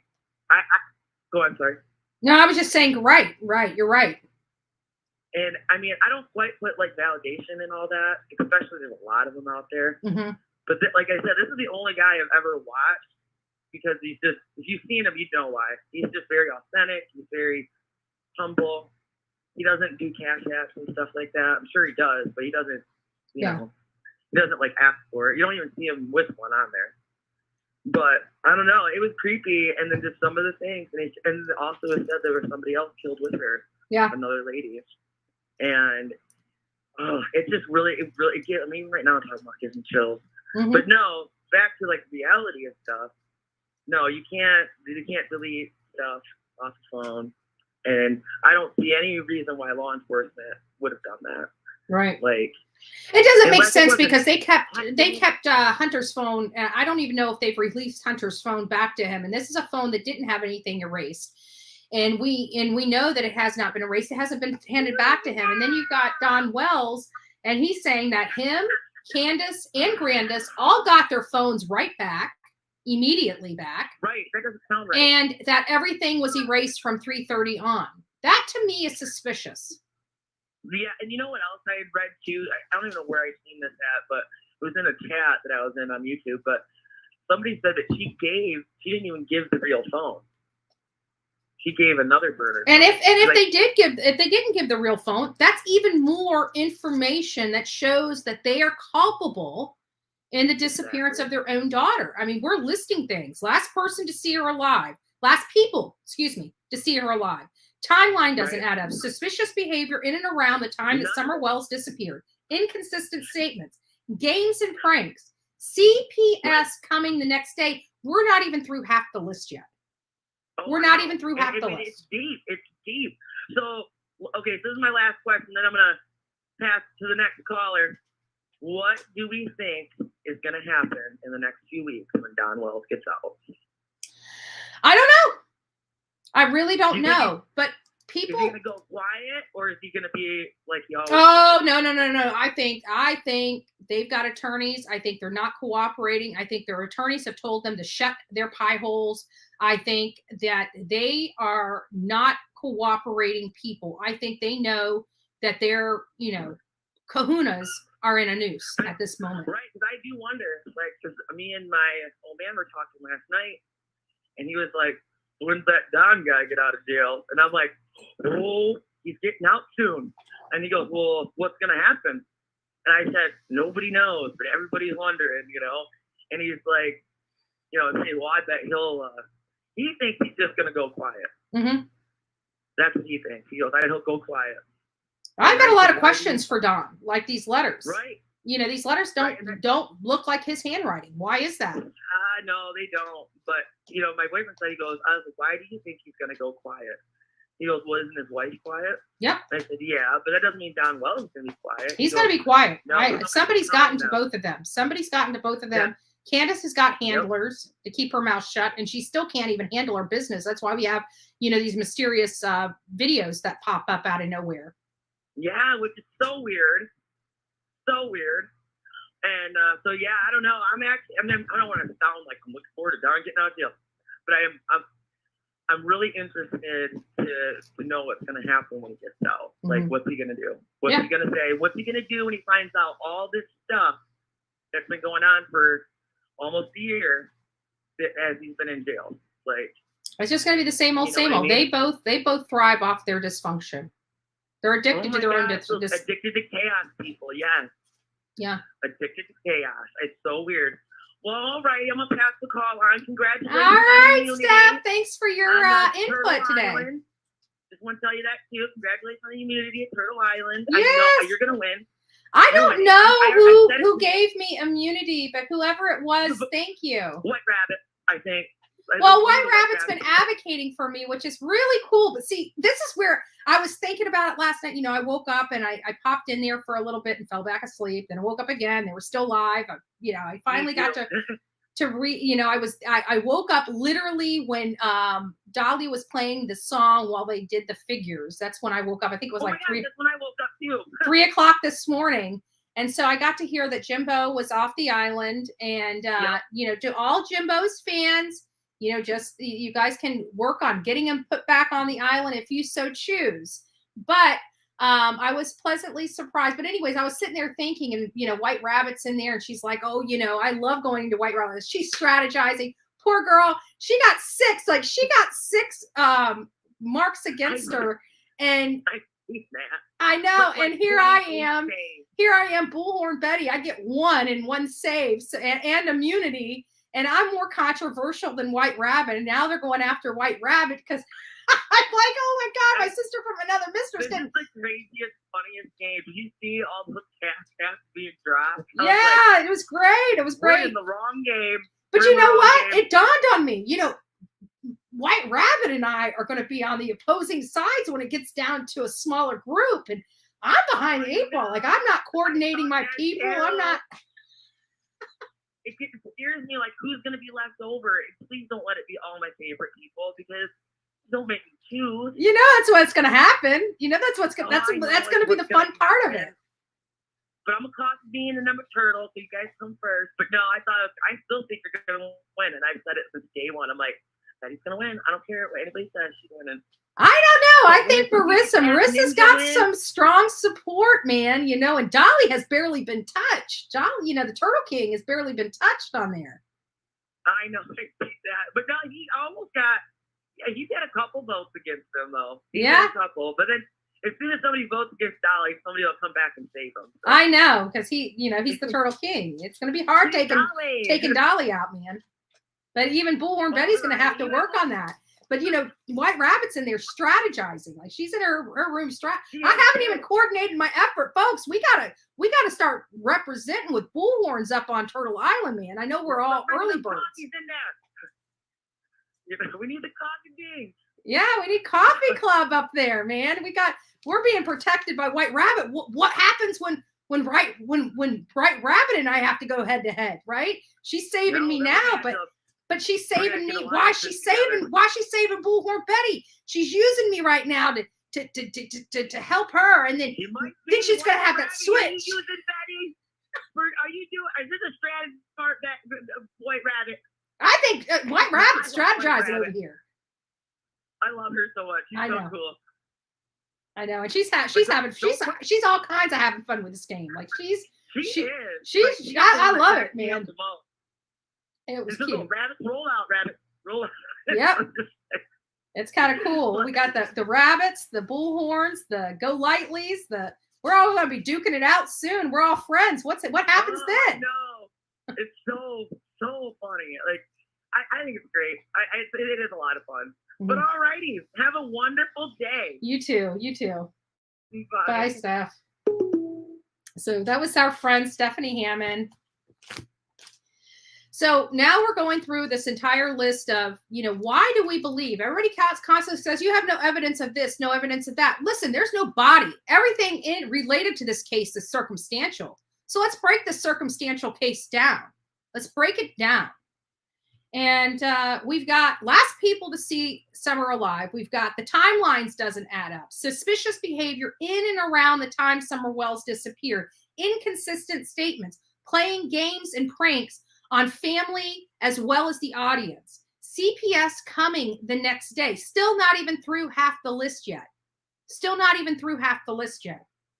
Magical phone call erase on 3 phones. Dawn's, Candace, and Grandis's phone. All erased from 3:30 on. Lack of emotion.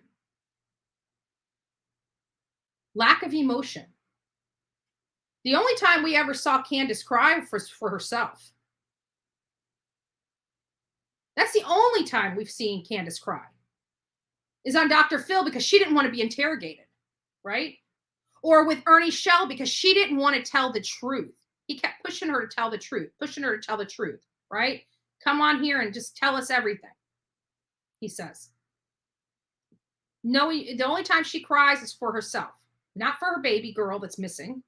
Don Wells talked about unspeakable things happening to his own daughter, and he did it as a matter of fact as I am reading this list to you. No emotion. Remember the mysterious house cleaning? About how the boys stayed home? We were told at the beginning of this that the boys stayed home because they needed to clean the house. But that story went away because it didn't fit the timeline. And it's going to be hard. You know who can read the metadata on those videos and stuff is law enforcement. We don't have access to the metadata. At least I don't. And if I do, I don't know how to read it. I'm not a techie person. Despite how many people try to tell you guys I'm this techie person, I'm not. Is it Betty? Betty. Hey. Ricky B. How you doing, man? Ricky, what up, my friend? You need to give me let me put your email. Give me your email. Before you start, let me get your email again. What's your email? RICKY.BEAVERS4367 So it's ricky.beavers4367 Yes, ma'am. Perfect. I will send you an email as soon as I'm wrapped up here. I'm sorry about that. Anyways, how are you doing, my friend? I'm doing great, sweetheart. I just want to see about getting everybody to check out my website, www.rickybeavers.com. Go subscribe to my YouTube channel and my Facebook. I'm going to do a TikTok where I'm going to be cooking, showing people how blind people cook and all that. I'm going to start that up here pretty soon. I want to talk about Summer Wells' case. I've been following this case since day one. And when I hear Tim Mellon's voice, something just runs plumb through me. I listened to a movie one time a while back about a guy, he's doing the videos and the pictures and all that stuff. And come to find out in the movie, he was part of the kidnapping. Mm-hmm. And he gives me I get a weird vibe around with him. And Don and Candace, I think they know something. The grandma knows something. And I think there's more people involved in this than what we know. Mm-hmm. And I do believe Summer's still alive. I do believe that. Jose, I believe he really is dead. I don't think he's alive. Some people think he's still alive, but Jay for Justice checked in on that and talked to the family, and they said he did pass away. Yeah, I believe he's gone. I don't think that this is some kind of concocted scam. He wasn't a big player in it for it to be a scam. I'm sorry, he just wasn't. Right. And as far as Rosebud, everybody's telling me that she was buried under concrete somewhere in her driveway. A lot of people believe that. But if the law thought she would, they'd be digging that up. Yeah, I would think so. And I'm kind of curious as to why it's taking them so long for action on something, just something. Well, I mean, that kind of bothers me too. Something don't sound right with that picture. Then I hear about a deputy or of the sheriff department or somebody, corrections officer, getting fired, and he was into children. I can't pronounce that word. Pornography. Yeah. Did you hear about that? No, I haven't heard of it. I mean, there's a lot of that going on in that area for some reason. It's almost like a epidemic in that area. I mean, there's. Well, I listened to a guy named Johnny B. He did some research. Of course, he called the sheriff. I like Johnny B. Johnny B's a new creator. I actually showcased him on the Bullhorn Betty channel. Didn't know him, never talked to him, but I kind of like his style. Yeah. He said there's over 400 kids missing out of Tennessee a month, Betty. Mm-hmm. That's sad. Yeah. But believe it or not, that's not uncommon. I looked into it. You know, I actually, I think it was, yeah, I think it was on Dolly's channel. I actually went up on panel one evening and we got into the conversation about the amount of kids that disappeared from Tennessee. And quite frankly, he's like, yeah, but that's for the whole state and it's for the month. And you're talking about runaway kids. I mean, there's a whole lot that are involved in that number. And so I looked at Florida, and Florida is like twice that a month. You're kidding me. No, and it's even worse in Texas, California. Most come back though, right? Some of them are found. There's still about 4,500 children every single year, or excuse me, 4,500 missing people, not just children, missing people every single year that are never found or heard from ever again. 4,500 is about the average. Well, across the United States. I'm totally blind, okay, and I walk around with a cane, and I wonder, you know, is it kind of safe for me to be out walking by myself, and which I do a lot, you know, and you know, I just wonder if it's safe even for anybody to be out walking. As far as you know, you hear crazy stuff going on, and with adults also, you know, and a lot of different things happening. I just wonder. I'm trying to go through all this about the situation, about being able to that people come up missing and stuff. And most of the time, when children go up missing, it's the family. I mean, you know, you hear that. You know what I'm saying? Mm-hmm. So I just kind of. What's your input? Do you think some are still alive, or do you think it's not? Me personally, I believe that baby's gone. That's just my personal opinion, and it's because I'm a statistical person. And no matter how you look at it, you feel like that. I feel like that because I truly believe that the parents are involved. And if the parents are involved, where could she be? And I don't foresee. I know a lot of people believe in that essay with her. I believe she was. But I also believe that something happened that day to her. I believe that there's enough information out there to support that at least something grave happened to her that day in the custody of Candace, and that something transpired thereafter. Because everything seemed to be fine up until they dropped Hunter off at home. Well, you know that the way I mean, I don't know how. I'm just saying what I hear. Yeah. The child support tech agency was going to show up the next day, and they did something the day before they showed up. And Jody sued. I don't believe anything that woman says. She's out there. I mean, that girl is way out there. I don't know. They saying that Andy gave Don drugs and he drugged Summer up with drugs. I don't know how true all that is, but it came out of Jody Sue's mouth. I don't take a whole lot of stock in it. The only reason why I've acknowledged it is because many of us have believed that something like that happened at that property. But when you hear it come out of Jody Sue's mouth, it just rings so untrue that it makes it even more confusing. I just wish the lady would just keep her mouth shut. She's got nothing important to say. Wonder why we don't hear any more from Candace. She used to be all over the YouTube. Because I believe she's got an attorney and she's not cooperating, and her attorney told her to shut her pie hole. Well, who's paying for her attorney? That's what I want to know. Who's paying for her car? Who's paying for her living expenses? The lady's not working. Who's taken on the financial responsibility of raising Candace? I don't know. Don made good money. Now, I'm going to tell you right now, Don made good money in the drywall business. Oh, yeah. I've done drywall for years. I know exactly how good money. He makes $30 an hour, okay? Mm-hmm. Or more. So Don might have had a lot of money put up. I mean, and I I heard they went, these kids, they kept the refrigerator full of beer and alcohol and stuff, and the poor little kids they ate at the dollar store and snacks and all that stuff. I don't even know if they ever had a home cooked meal, and that's sad, Betty. That is so sad. Mm-hmm. And there's a lot of children out there that's been neglected. I got a little girl sitting here with me, and she's not really my granddaughter, but I took her in when she was 2 years old. 2 weeks old. I got a grandson that is her brother. Mm-hmm. Okay. And, her mother was on heroin, and she left the hospital. My dad, she had just made her bring it back. So that her grandmother wound up with Chevelle. And so I made a promise to God that when she was 2 years old, I took her, I just adopted her over the phone by word of mouth to the grandmother. And then I wound up getting her when she was 3 years old, and she only weighed 24 pounds when I got her. Wow. But she's a blessing to me. I wouldn't take all the money in the world for her. And that's my goal in life. I want to reach out in my music when I get things up and running and starting to move up. And I want to have a place where kids that don't have parents be able to come and live there and have other people help take care of these children. Mm-hmm.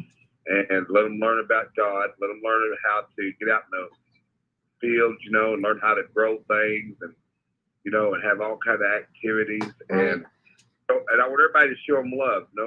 Nobody's going to be, no kid's going to be better than the other. They're all going to be equal. And I'm going to let people come there and stay, and they get 3 meals a day. That's my game plan. Then they come there and live for free. And the only thing I ask them to do is help with these little children, put the time in to help for these children and show them love, because that's what the world's about. Our children is the future of this world. They are. They are very important to the survival of our country. And it's just it's sad. It's sad what's going on. It's sad that our kids and our women in this country are constantly in fear of something happening to them. It shouldn't be that way, but it's starting to become more prevalent as we cover these cases of these children. They're gone. They're disappearing. I mean, heck, we even have a child that was found that we can't even attach to a home. The one in that Las Vegas suitcase. Yeah, no, you know what I think we're going to do, people like that? We need to take that. When we find out who does this, there's 2 things I don't believe in. I don't believe in raping a woman. That's out. There's so many women out there, you don't got to do that. I'll just be blunt with you. There's prostitution out there, and then plus on harming a little child, molesting a child, doing anything like that. When the people get caught doing that, I think what we need to do is, this might be harsh, but I know what the Bible says. Anybody hurts a child, take a stone, put around the neck, throw them in the middle of the lake. Yeah. Well, what you do, you go downtown, go downtown to the square, and let the whole town watch that person being hung. And I think that would put a lot of, I know that sounds cruel, Betty, but it's what we used to do. You know what? Public hangings are not off of our law books. People don't realize that. They're still there. Oh, are they really? Yeah. At least here in Florida, I know that we still have that that ability. It's just they just don't use it anymore, but they never removed it. Well, don't you think that? And then, I know execution, when people do that. I think that, I don't know anything about execution, but I know that I don't know if that'd be a painful death or legal ejection, where they get them shot. I think we need to. I think if we do that hanging situation, I think people would kind of think more about that, wouldn't you? Yeah, and that's the reason why they used to do it, is to show people what happens. But you got to remember, people used to get hung for stealing fruit from the local market. I mean, they were very strict on being a thief and stealing and things of that nature, among other crimes. But heck, they used to think that there was witches in this country and hung women, that they thought were witches. I mean, we have a really weird history here in the United States. Yes, we do. And you don't want to tell you something. I mean, this is my opinion. I mean, I'm speaking as myself, what I believe. The coronavirus, I don't think the coronavirus was really all what they cut it out to be. We've made to wear masks. Now they say we did something about that. Now they raised gas prices to try to keep everybody home. And then now they got this monkeypox going because the midterm election. I just think God is still in control, and the good will outweigh the bad. I promise you that. I'm a strong believer in God. I've been blind. Well, I'm 57 years old, so I've been blind for 48, 49 years, and I have a very, very close relationship with God. And God woke me up one time during the night and asked me to pray for people in captivity, and I didn't understand what He was doing. I said, God, I don't understand. Why you me pray for? I was, I was wondering, and so I prayed anyway, according as He asked me to. Then about 2 weeks later, there was 3 ladies were in Ohio that got loose. Remember those in captivity for like 10 years? Yep. They got free, and so I said, okay, God, all right, now I understand why you want me to pray. And there's times that I was sitting out between my house and the garage, and I was sitting on a chair, and I was sitting on concrete, and I was praying to the Lord, and I told God I need to know a sign that I want to know that He's hearing my prayer and He's going to answer my prayer. You know what I mean? Because I feel like my prayer was being void, not being answered. And no sooner I got them words out of my mouth, Betty, something on the concrete hit against the concrete under me for about a minute, and it astonished me. And so that let me know that God was listening to me, and He hears my prayers. He hears all of our prayers, and people that are believers, and I do believe that. And there's better things coming to America. God is going to straighten this place up, and He's going to get it done, and I just want everybody to know that, to trust in Him with all your heart, mind, and soul, that He will take care of you. And He created us all. We're all equal. Yep. And everybody's here for a reason. Now, I appreciate everything that you've done for Little Summer, going out there. Oh, thank you, Ricky. It means a lot coming from you, my friend. It really touched my heart to know that I wanted to come, but I had the vertigo, and I was planning on coming. I was going to bring my PA instrument, and so, but anyway, I didn't make it. But I thank you for everything that you did, and everybody out there. I want you. If Betty's got a Cashapp or a PayPal. Yeah, we're raising funds for the Idaho trip. I really want to go out there and look into. Oh, please support her, please. Okay. Yeah, Michael Vaughn. Please support her. Betty, they said something about Michael Vaughn. They think that Summer and her case is connected. Do you believe that? I kind of don't. But no, I don't believe that.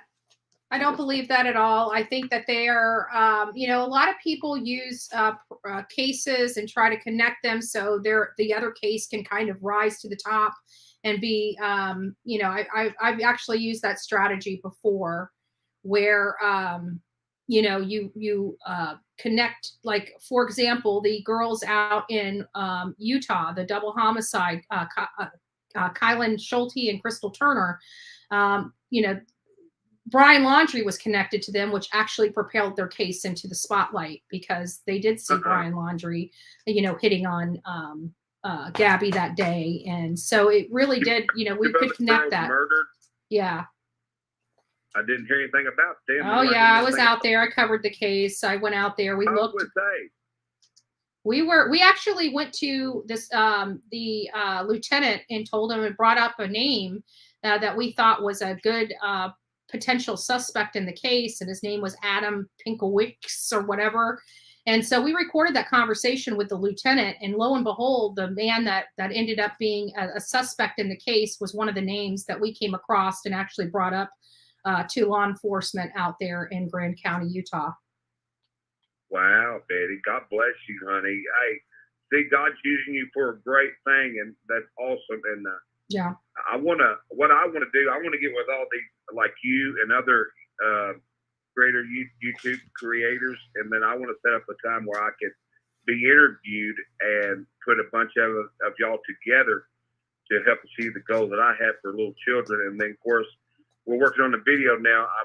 Me and my manager wrote a song called "The Veteran." Mm-hmm. We're putting a video to that because I want to help the veteran people. Then I got that song, "The Ones in Black and Blue." Yeah. I want to take and also help families of police officers being killed in the line of duty, go to their aid, let them know they're loved and appreciated.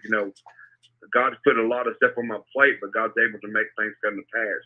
I'm a strong believer in that. And of course, it takes a village of people to get that done. Mm-hmm. But man, I did not know about them other two.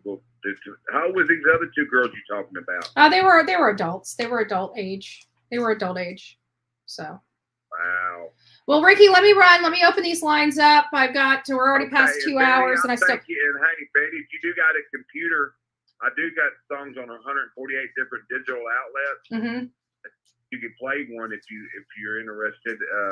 Ricky Beaver's Black and Blue. Then you go down the list, and I got the one I wrote about my mom. Heaven only keeps me hanging on than what the doctor ordered. Okay, well, we'll play it at the end of this segment. Okay. Thank you, my love. Sit here and listen to you. God bless you. Betty, can I say a prayer before we go? Absolutely. Go ahead. Father God, I come to you in the name of Jesus, Lord. I come to you as one of your humble sheep, Father, and I'm one of your sheep that has faith and believes in the grain of mustard seed. That smallest seed made. When he planted it, it multiplied more than any seed on this earth. And Lord, I just ask you to move on each and every one in this chat. And Lord, you will touch them in a mighty special way, Father God, and let them know that you're with them if they're have anything going on, illnesses or anything like that. Father God, I pray that you will heal them and touch them, show them the power of God. Because I believe in my heart, Jesus is going to move more than he did in the book of Matthew, Mark, Luke, and John when it comes to miracles and healing. And I believe it's more powerful today than it's ever been. And I pray that you will bless each one physically, spiritually, financially, mentally, and everything, Father God. And if someone needs to have kidney problems, I pray you fix it, heart problems, blood pressure, whatever it may be. I just pray that you will cleanse them and heal them in the name of Jesus. Amen. Amen. Thank you for that. That's what everybody needed here today. Okay, honey. God bless you. We'll still be listening, honey. You got it. Bye, Ricky. Thanks so much. Bye-bye. Our friend, Ricky Beaver, which brought me in, as many of you guys know, down below is the Cashapp, PayPal, and Venmo if you guys would like to support. And this is to help all of the haters out there's mind blow, right? Because why? Bullhorn Betty is e-begging fundraiser funds for Idaho. And Brian, you said something about, I just saw it. Maybe, was it from you or was it not from you? I don't know. Somebody just wrote in here. I thought it was, maybe I missed it. But somebody asked if I received an anonymous gift. I'm not sure. I haven't seen anything. I don't know what kind of gift. If it was a wish list, if it was PayPal or what. But I'm unsure. Everything in my PayPal is staying there until I'm ready to go to Idaho. Let's see if that's it. I think I forgot my exclamation mark. But right now, the funds that we've collected for the Idaho trip so far are $117.47, bringing our total below $1,100. We brought it up. I sent it last week. Huh? Was it to PayPal? If it was, I did probably get it. Because I got a 922, 45, 970, and 50. So I don't see anything from you, I don't think, unless, and I don't want to say your name because I am sorry. I don't know. It's PayPal. Then if you send it to me next week, I did get a couple of things. I got a 45 and a 50 from last week. So maybe if one of those were yours, if not, then no, I did not get it. So I apologize. Check and make sure though, because I did receive. I donated Friday $10 a couple days ago. Yes, I did get that, Connie. Thank you.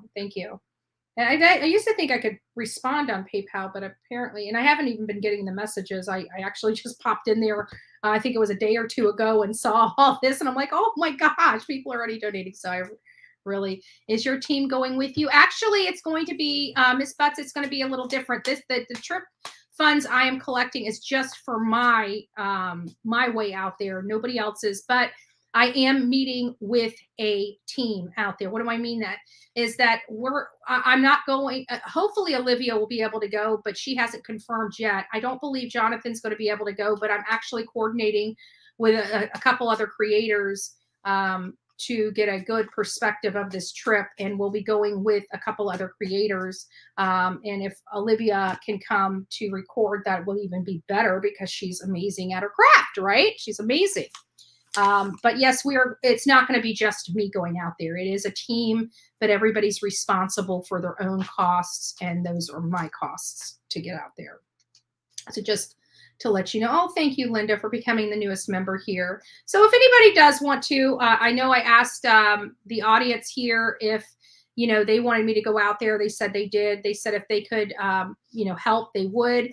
The way I broke it down is now obviously any amount is, to do this, and obviously no fees would be turned away because every little penny counts, right?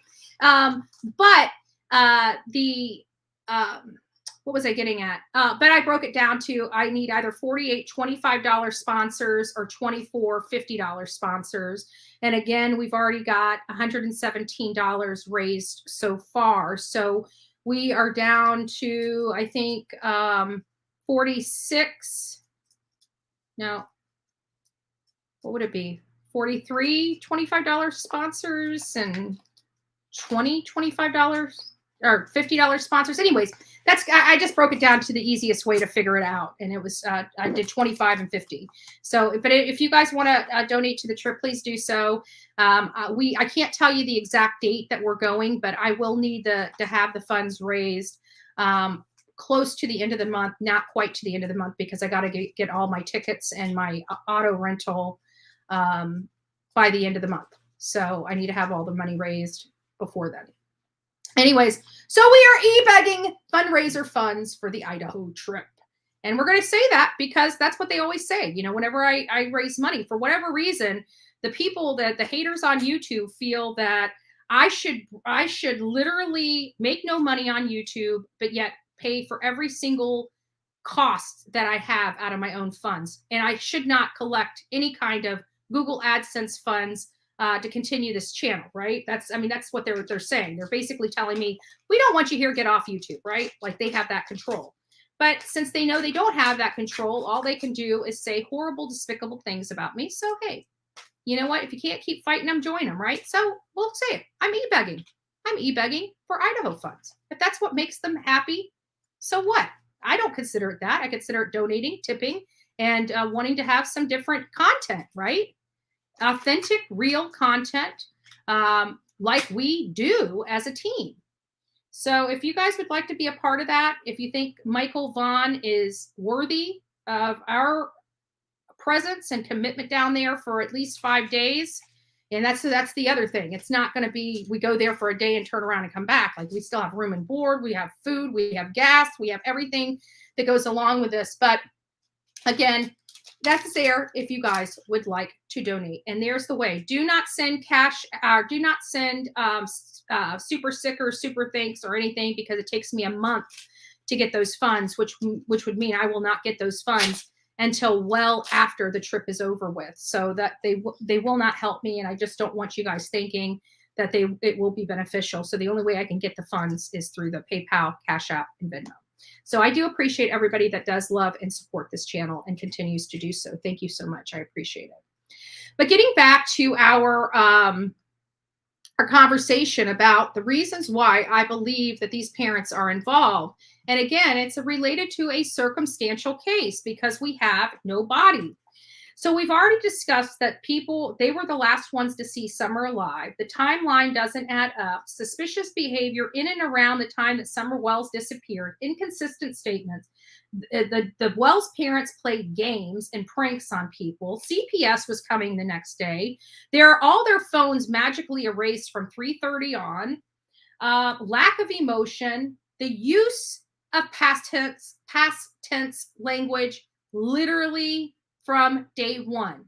Literally from day one, they have used past tense language when referring to Summer Wells. They have always used past tense language when referring to Summer Wells. I personally find that odd. The mysterious house cleaning. We heard about when this news story was breaking and how the boys were staying home so they can clean house, but that changed very, very quickly because they needed somebody to blame, right? So they say the kids were playing on their phone and playing games instead of watching their sister. But that wasn't true because that was contradicted. That was Don's statement. But Don's statement was contradicted by his own wife's statement, Candace, when she said the kids were in the living room watching TV, falling asleep at the table. It's a lot different explanation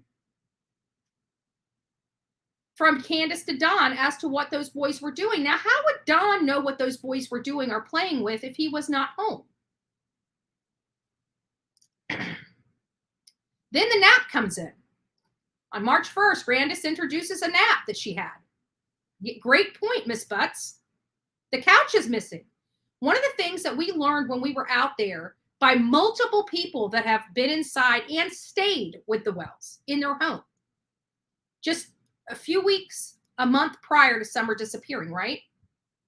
Talk about this couch being in front of that basement door as to why Summer never went out that door. That door always stayed locked and there was a couch in front of it. The couch disappeared. Nobody knows where the couch, this mysterious couch, went. Now all of a sudden this door is easily opened and closed. Where did the couch go? Amethyst is right. The story changed too many times. Liv said the Barrel video was posted June 14th. That's a lie. The Barrel video was posted 13 days before Summer was reported missing. Then on Cam and Allie's live the other night. Yeah. Then we have Laundrie being introduced and lunch being introduced into the story almost a year later. None of us heard about this nap. None of us heard about this laundry. And none of us heard about this food, this lunch that they had, until over a year after Summer disappeared. The contact with Hunter, mind you, Hunter, Allie, and Candace separated. There was nothing. They didn't talk. They didn't associate with each other. They didn't have anything to do with each other. And then all of a sudden, Candace texts Hunter and says that she's at the hospital in Kingsport waiting for her mother to get out. He calls her back and tells her, hey, come on over. She initiated that contact that specific day. Why? Why? The 911 call and the mysterious walk. Candace left the property twice in her mother's vehicle and went so far away as far as the church that it makes you wonder why she left the property. We heard about her leaving it, her driving like a bat out of hell down the driveway to go search for her daughter. But she told us for a really long time she left the property one time, or at least implied the one time she left the property, trying to explain it. Yet she was caught on surveillance cameras down at the end of her road, leaving the property twice. Why would you lie about that? Anybody knows how many times they made it back home and left. Even under duress, you know how many times you turned around and went back to your home, and how many times you drove off your home. So why did she lie about that? They stated that she only went missing 10 minutes before the 911 call. Yet on TBI's website, now mind you, this call came in at 6:30, 6:27, somewhere around there at night. But TBI's website states specifically that Summer disappeared that afternoon. 6:30 at night is evening time. It's classified and defined as evening.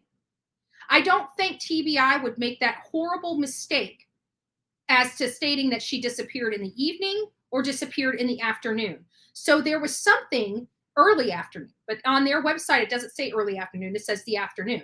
If we're just going by the language on TBI's website. And as a matter of fact, let's look at that. Let me go pull it up. I know I got it here somewhere. Where is it? TBI. Maybe it's down here further. Thought I had TBI up here. Maybe not on this one. Let's see.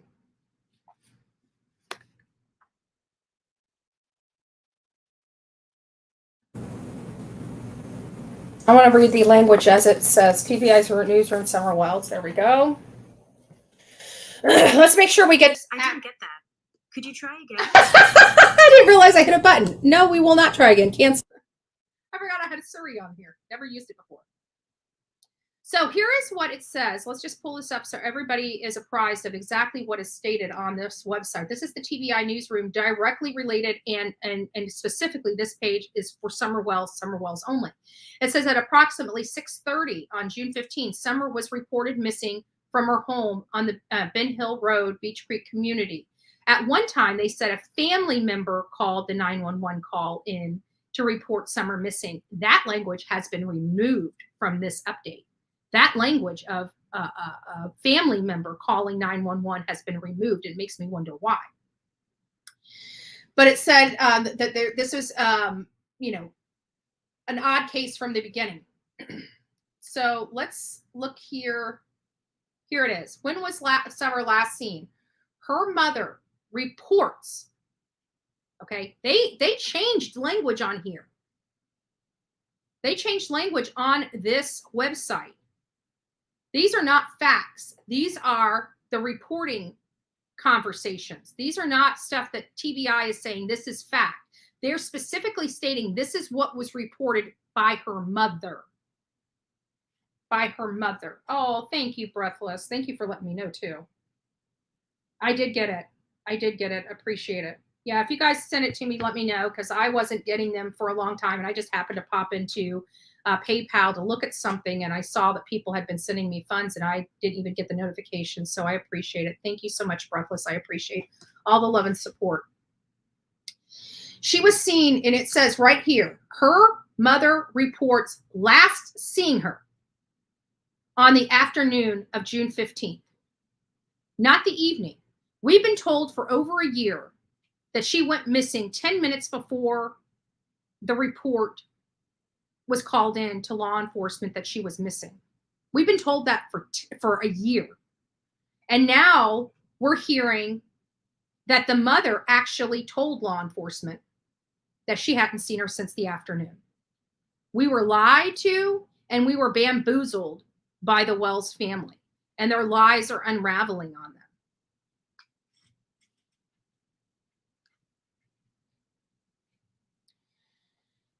Phones in the lake. We've heard that people have disposed of evidence in a lake, and that the uppers have the other information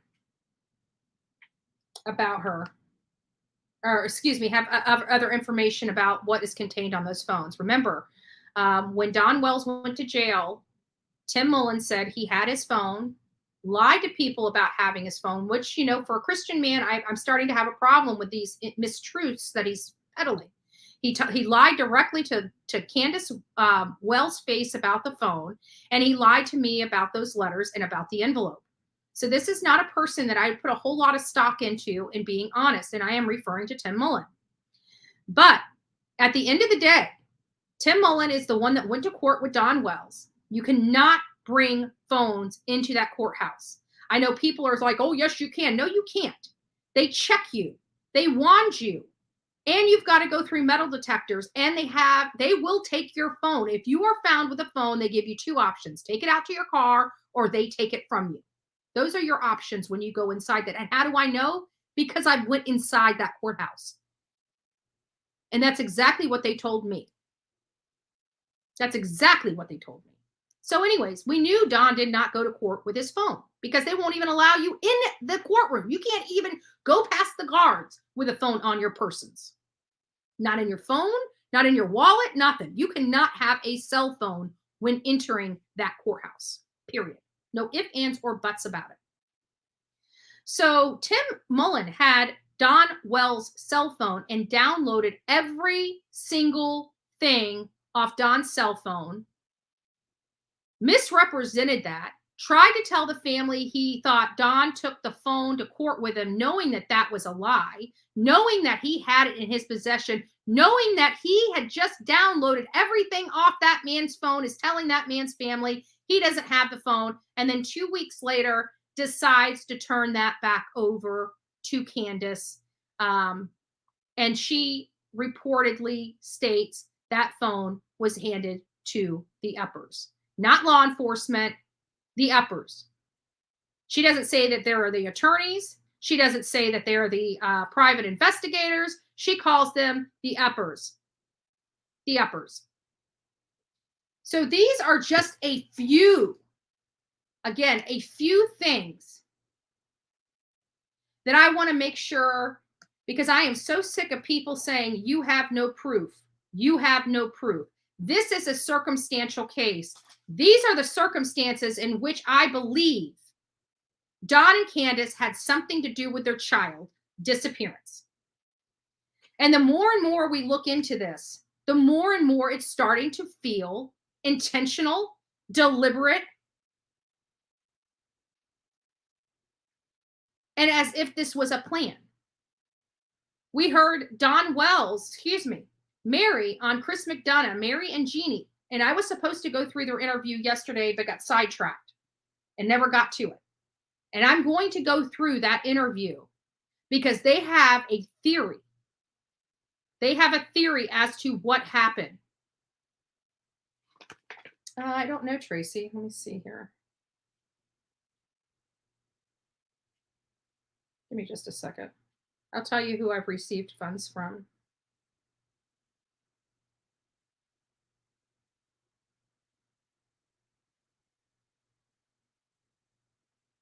I don't know why it doesn't give me notifications, but it just doesn't.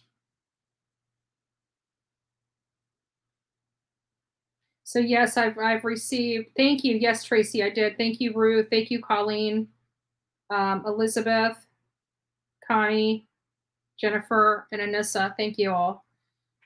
So we are working away so far.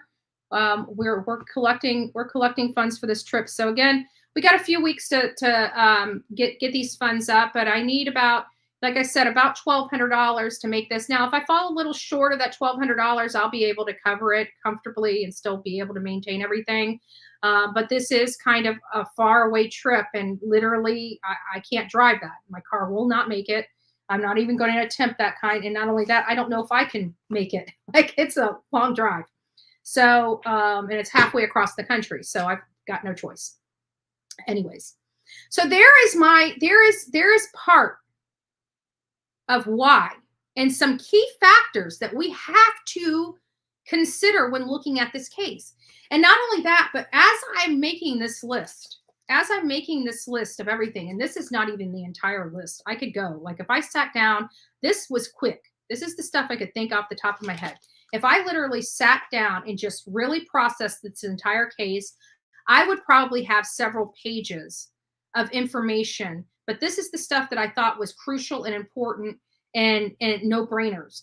I cannot, every person that I have looked into related to this case, I can't fill up a pad of paper with this many bullet points other than this family, which is another telltale sign that they are most likely involved, right? And I'm allowed to have my opinion.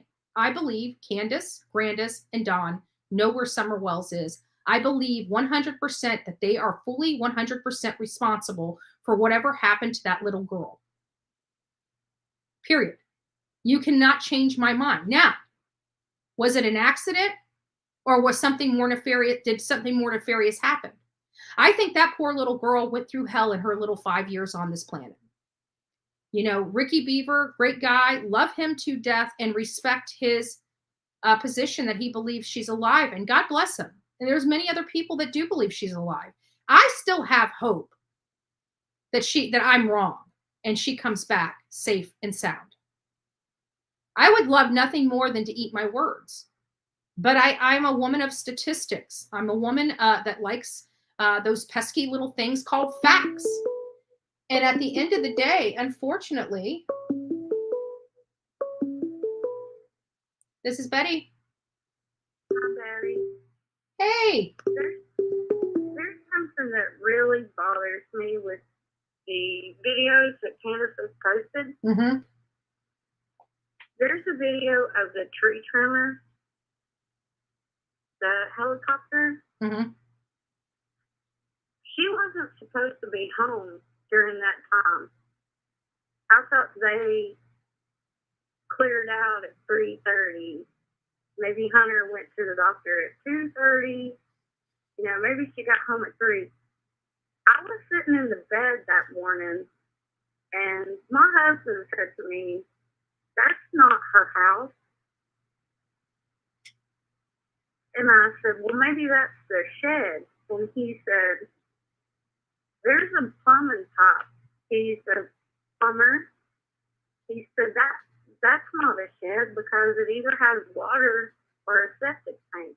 Yeah, it did look like it was one big room, because I saw the video, because Marissa was the only one that had the kahunas to go poke in. Like, I was shaking like a leaf, like I'm not stepping on his property, you know? And she went in there, and I looked at the video, and it looked like one large room. But yeah, it had a stove in it. It looks like it was an old cracker shack that was there from years and years and years ago. Well, I mean, if they left at 3:30, why was she up there when they were supposed to be planting flowers? I mean, what I'm asking is, where is that building? You know? So the shed that they're referring to, like, their house is up on a mountain, like it's a hill. I wouldn't say it's a mountain because it's not way up there in the clouds, but it is a good distance up, you know, at least 20 or 30 feet up off the ground. It's high. Right. But this one, like, as you go out their driveway and onto Ben Hill, you'll actually make a left on Beach Creek, and you'll drive just a little bit, and then there's a driveway to that shed. That shed does not have access from that house down to the shed without scaling a mountain, going through a creek, and getting to it. There's no way to that shed without going out to Ben Hill, turning, and going into the driveway of the shed. So it does have all the appearances and feel like it was another house on that property, as opposed to. Did that shed have water? Because it was ran down. It could have at one point in time. But when we were there, it definitely wasn't being used. You know, I didn't check the water or the electric to the place. I mean, I didn't even go on, and Marissa poked her head in there for like 2 seconds. So to be honest with you, I don't know. All I could see in the video is that there was shelving like on the wall, and that there was a old antique style stove or heater in the building. That looked like it was hooked up, like somebody could live there and turn on the heat, especially in the winter or something like that. So it was, I do believe people, you know, they even talked about one of the neighbors fighting with his wife and would come and stay in that shed. So obviously people were staying there. Whether there was active water or not, I don't know, because, I mean, even Candace didn't shower every day. So, you know, maybe the people they hung around with didn't either. I don't know. Well, I am a Tennessean. And every county has a street or a road where they throw trash off, and it's always downhill.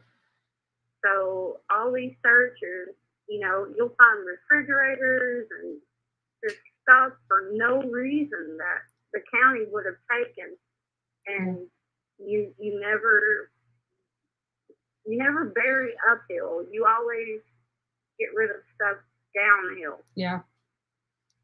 I think that's why they're focusing on the area in and around Don and Candace. And that was a telltale sign for me, because in any abduction, we learn that these abductors that take these children, they take them miles away. They snatch them, they grab them, they run. They don't sit around the property that they took the child from to do whatever they're going to do with that child. And you know, it doesn't work that way. They grab, they snatch, they run. No, I don't think this is the case. You know, I mean, I know things happen in Tennessee, but no. These people are guilty. You know, I mean, I think maybe TBI has given them enough rope to hang themselves. Well, they've done hung themselves. I mean, we're over it now. Put these assholes behind bars. I'll wake up to a commercial where it says summer sale, and I'll think, did they find her? You know, I mean, I'm sick with it. Mm-hmm. This little girl needs a proper burial. You know, if somebody would just say to Candace, you know, just tell us where she is. Yeah. You know, it would be the most beautiful going home. You know, I'm sick with it.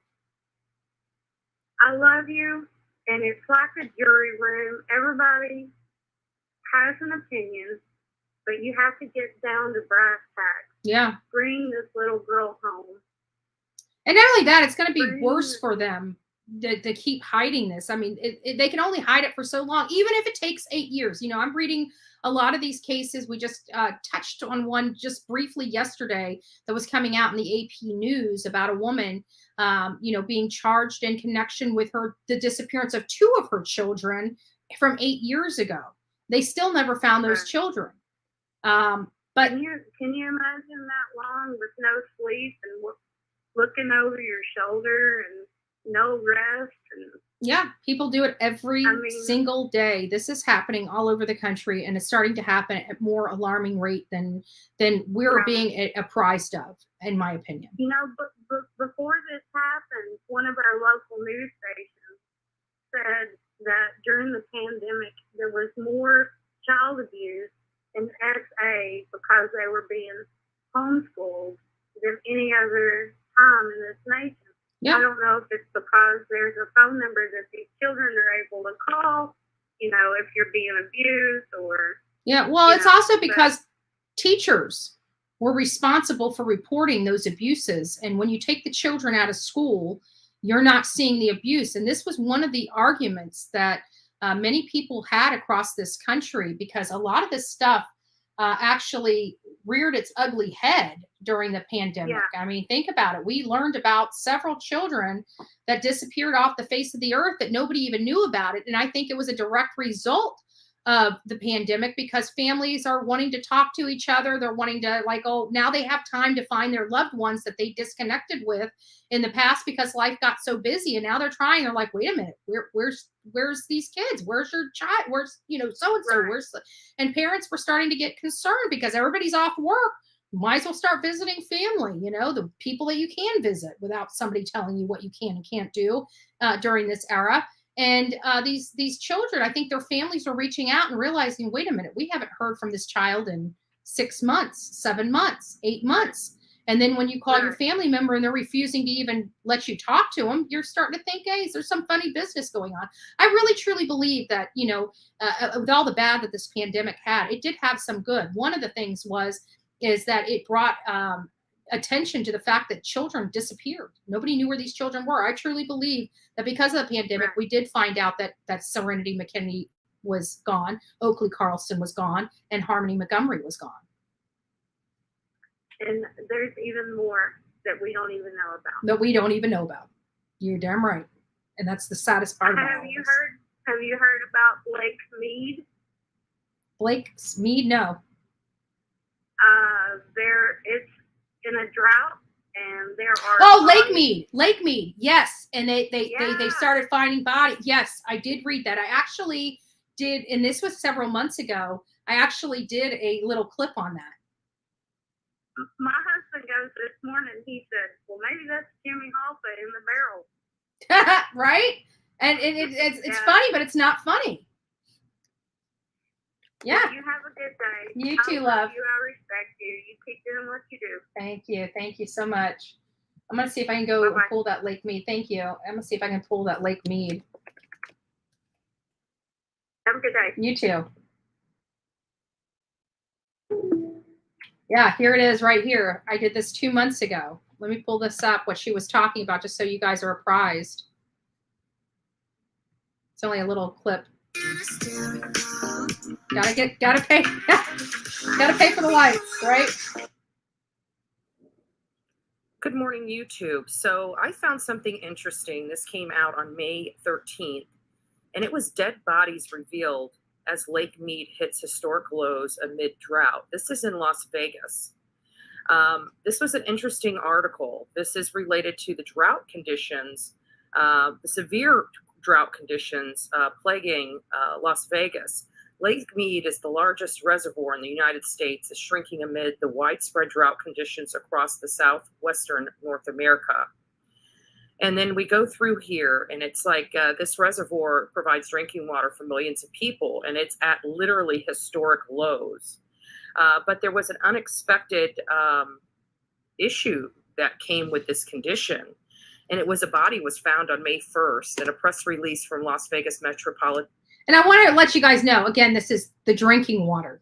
The drinking water, okay? Let's just put that into perspective. This is their drinking water. Drinking water. Gross. Hold on. Sorry. I got to. Police Department stated a barrel containing human remains was located in Lake Mead National Recreation Area. Detectives believe the victim was killed sometimes, in the mid 70s or early 80s based on the condition and footwear. They have not yet identified this person.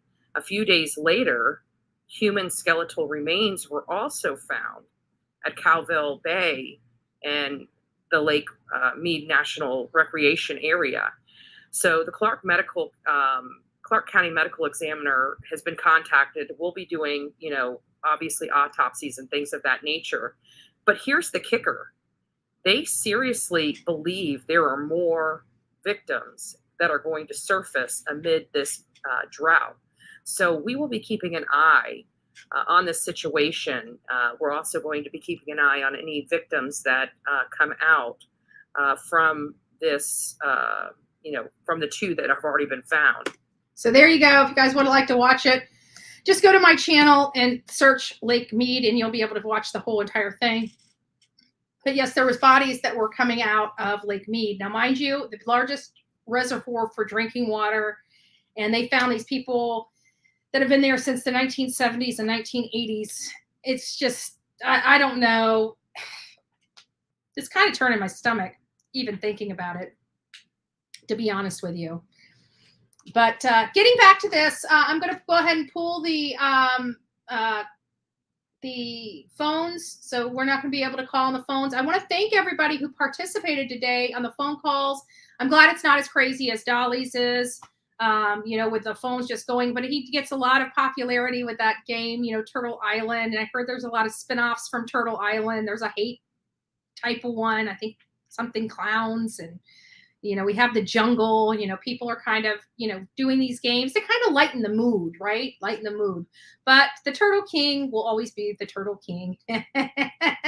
I'm glad he found something that is fun, that keeps us entertained, that kind of allows us to, just shake off all this ugliness in this country and in this world.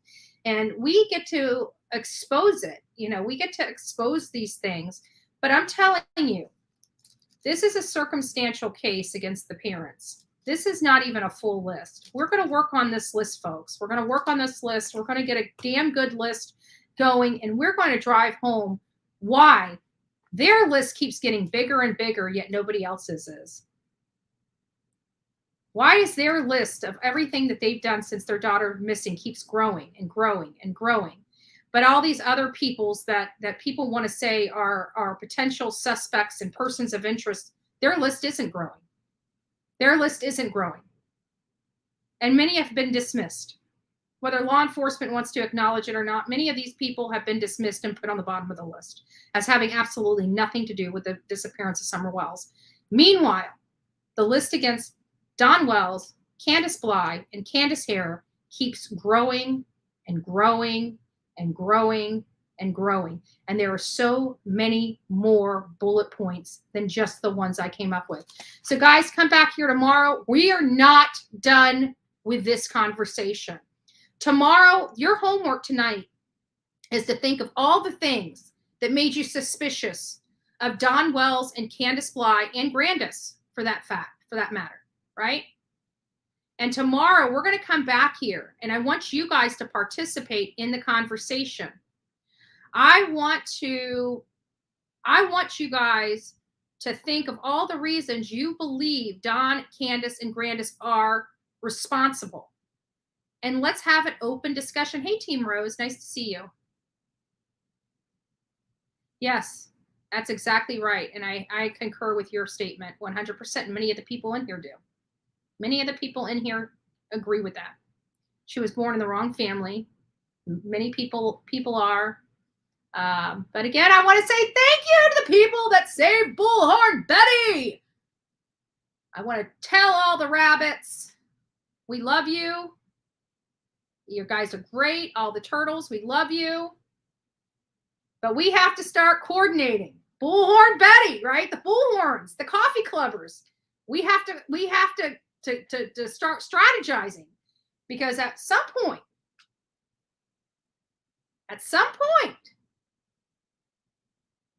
White Rabbit and Bullhorn Betty aren't going to be on the same team, right? We love our White Rabbit. She's my sister from another mister. But we are on Turtle Island and we are fighting for the survival of one.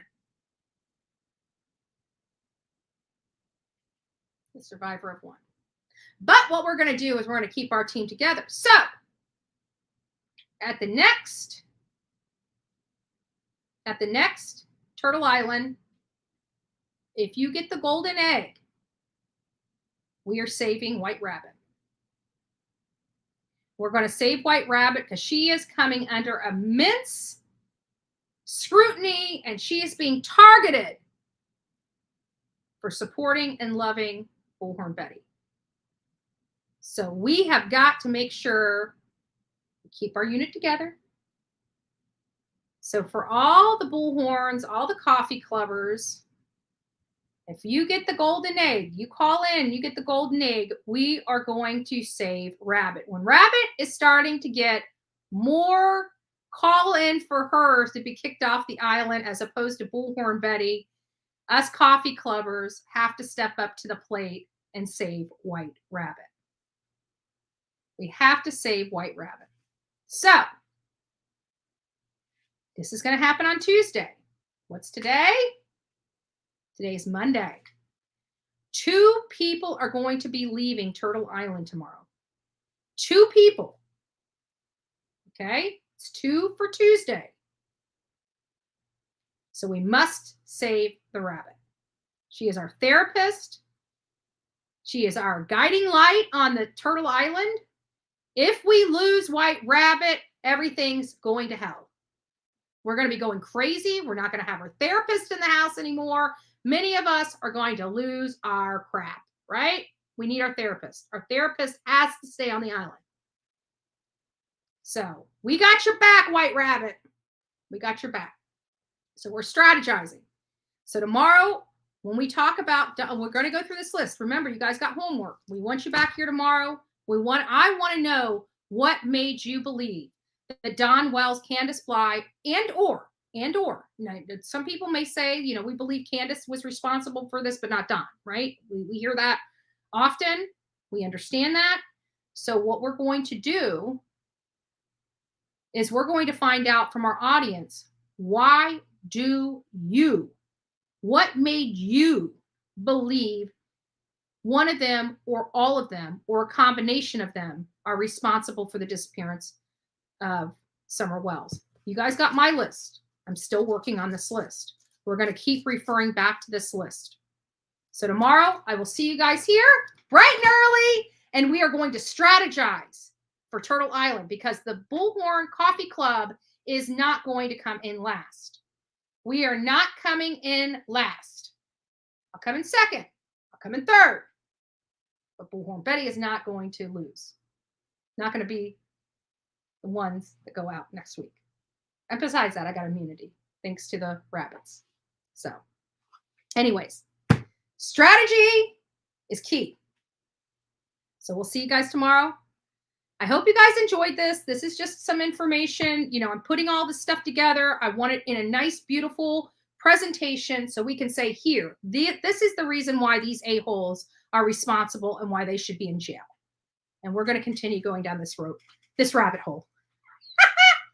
All right, guys, I love you. God bless. Make it a great Monday. Kick the manic out of Monday. And we'll be back here tomorrow. And don't forget to be fearless, folks.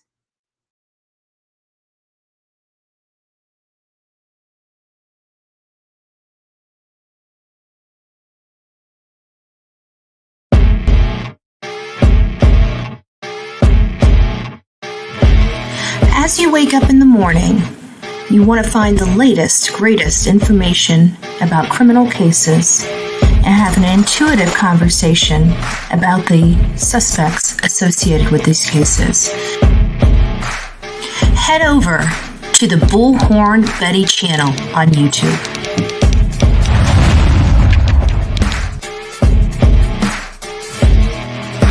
Get breaking news right here on the Bullhorn Betty channel.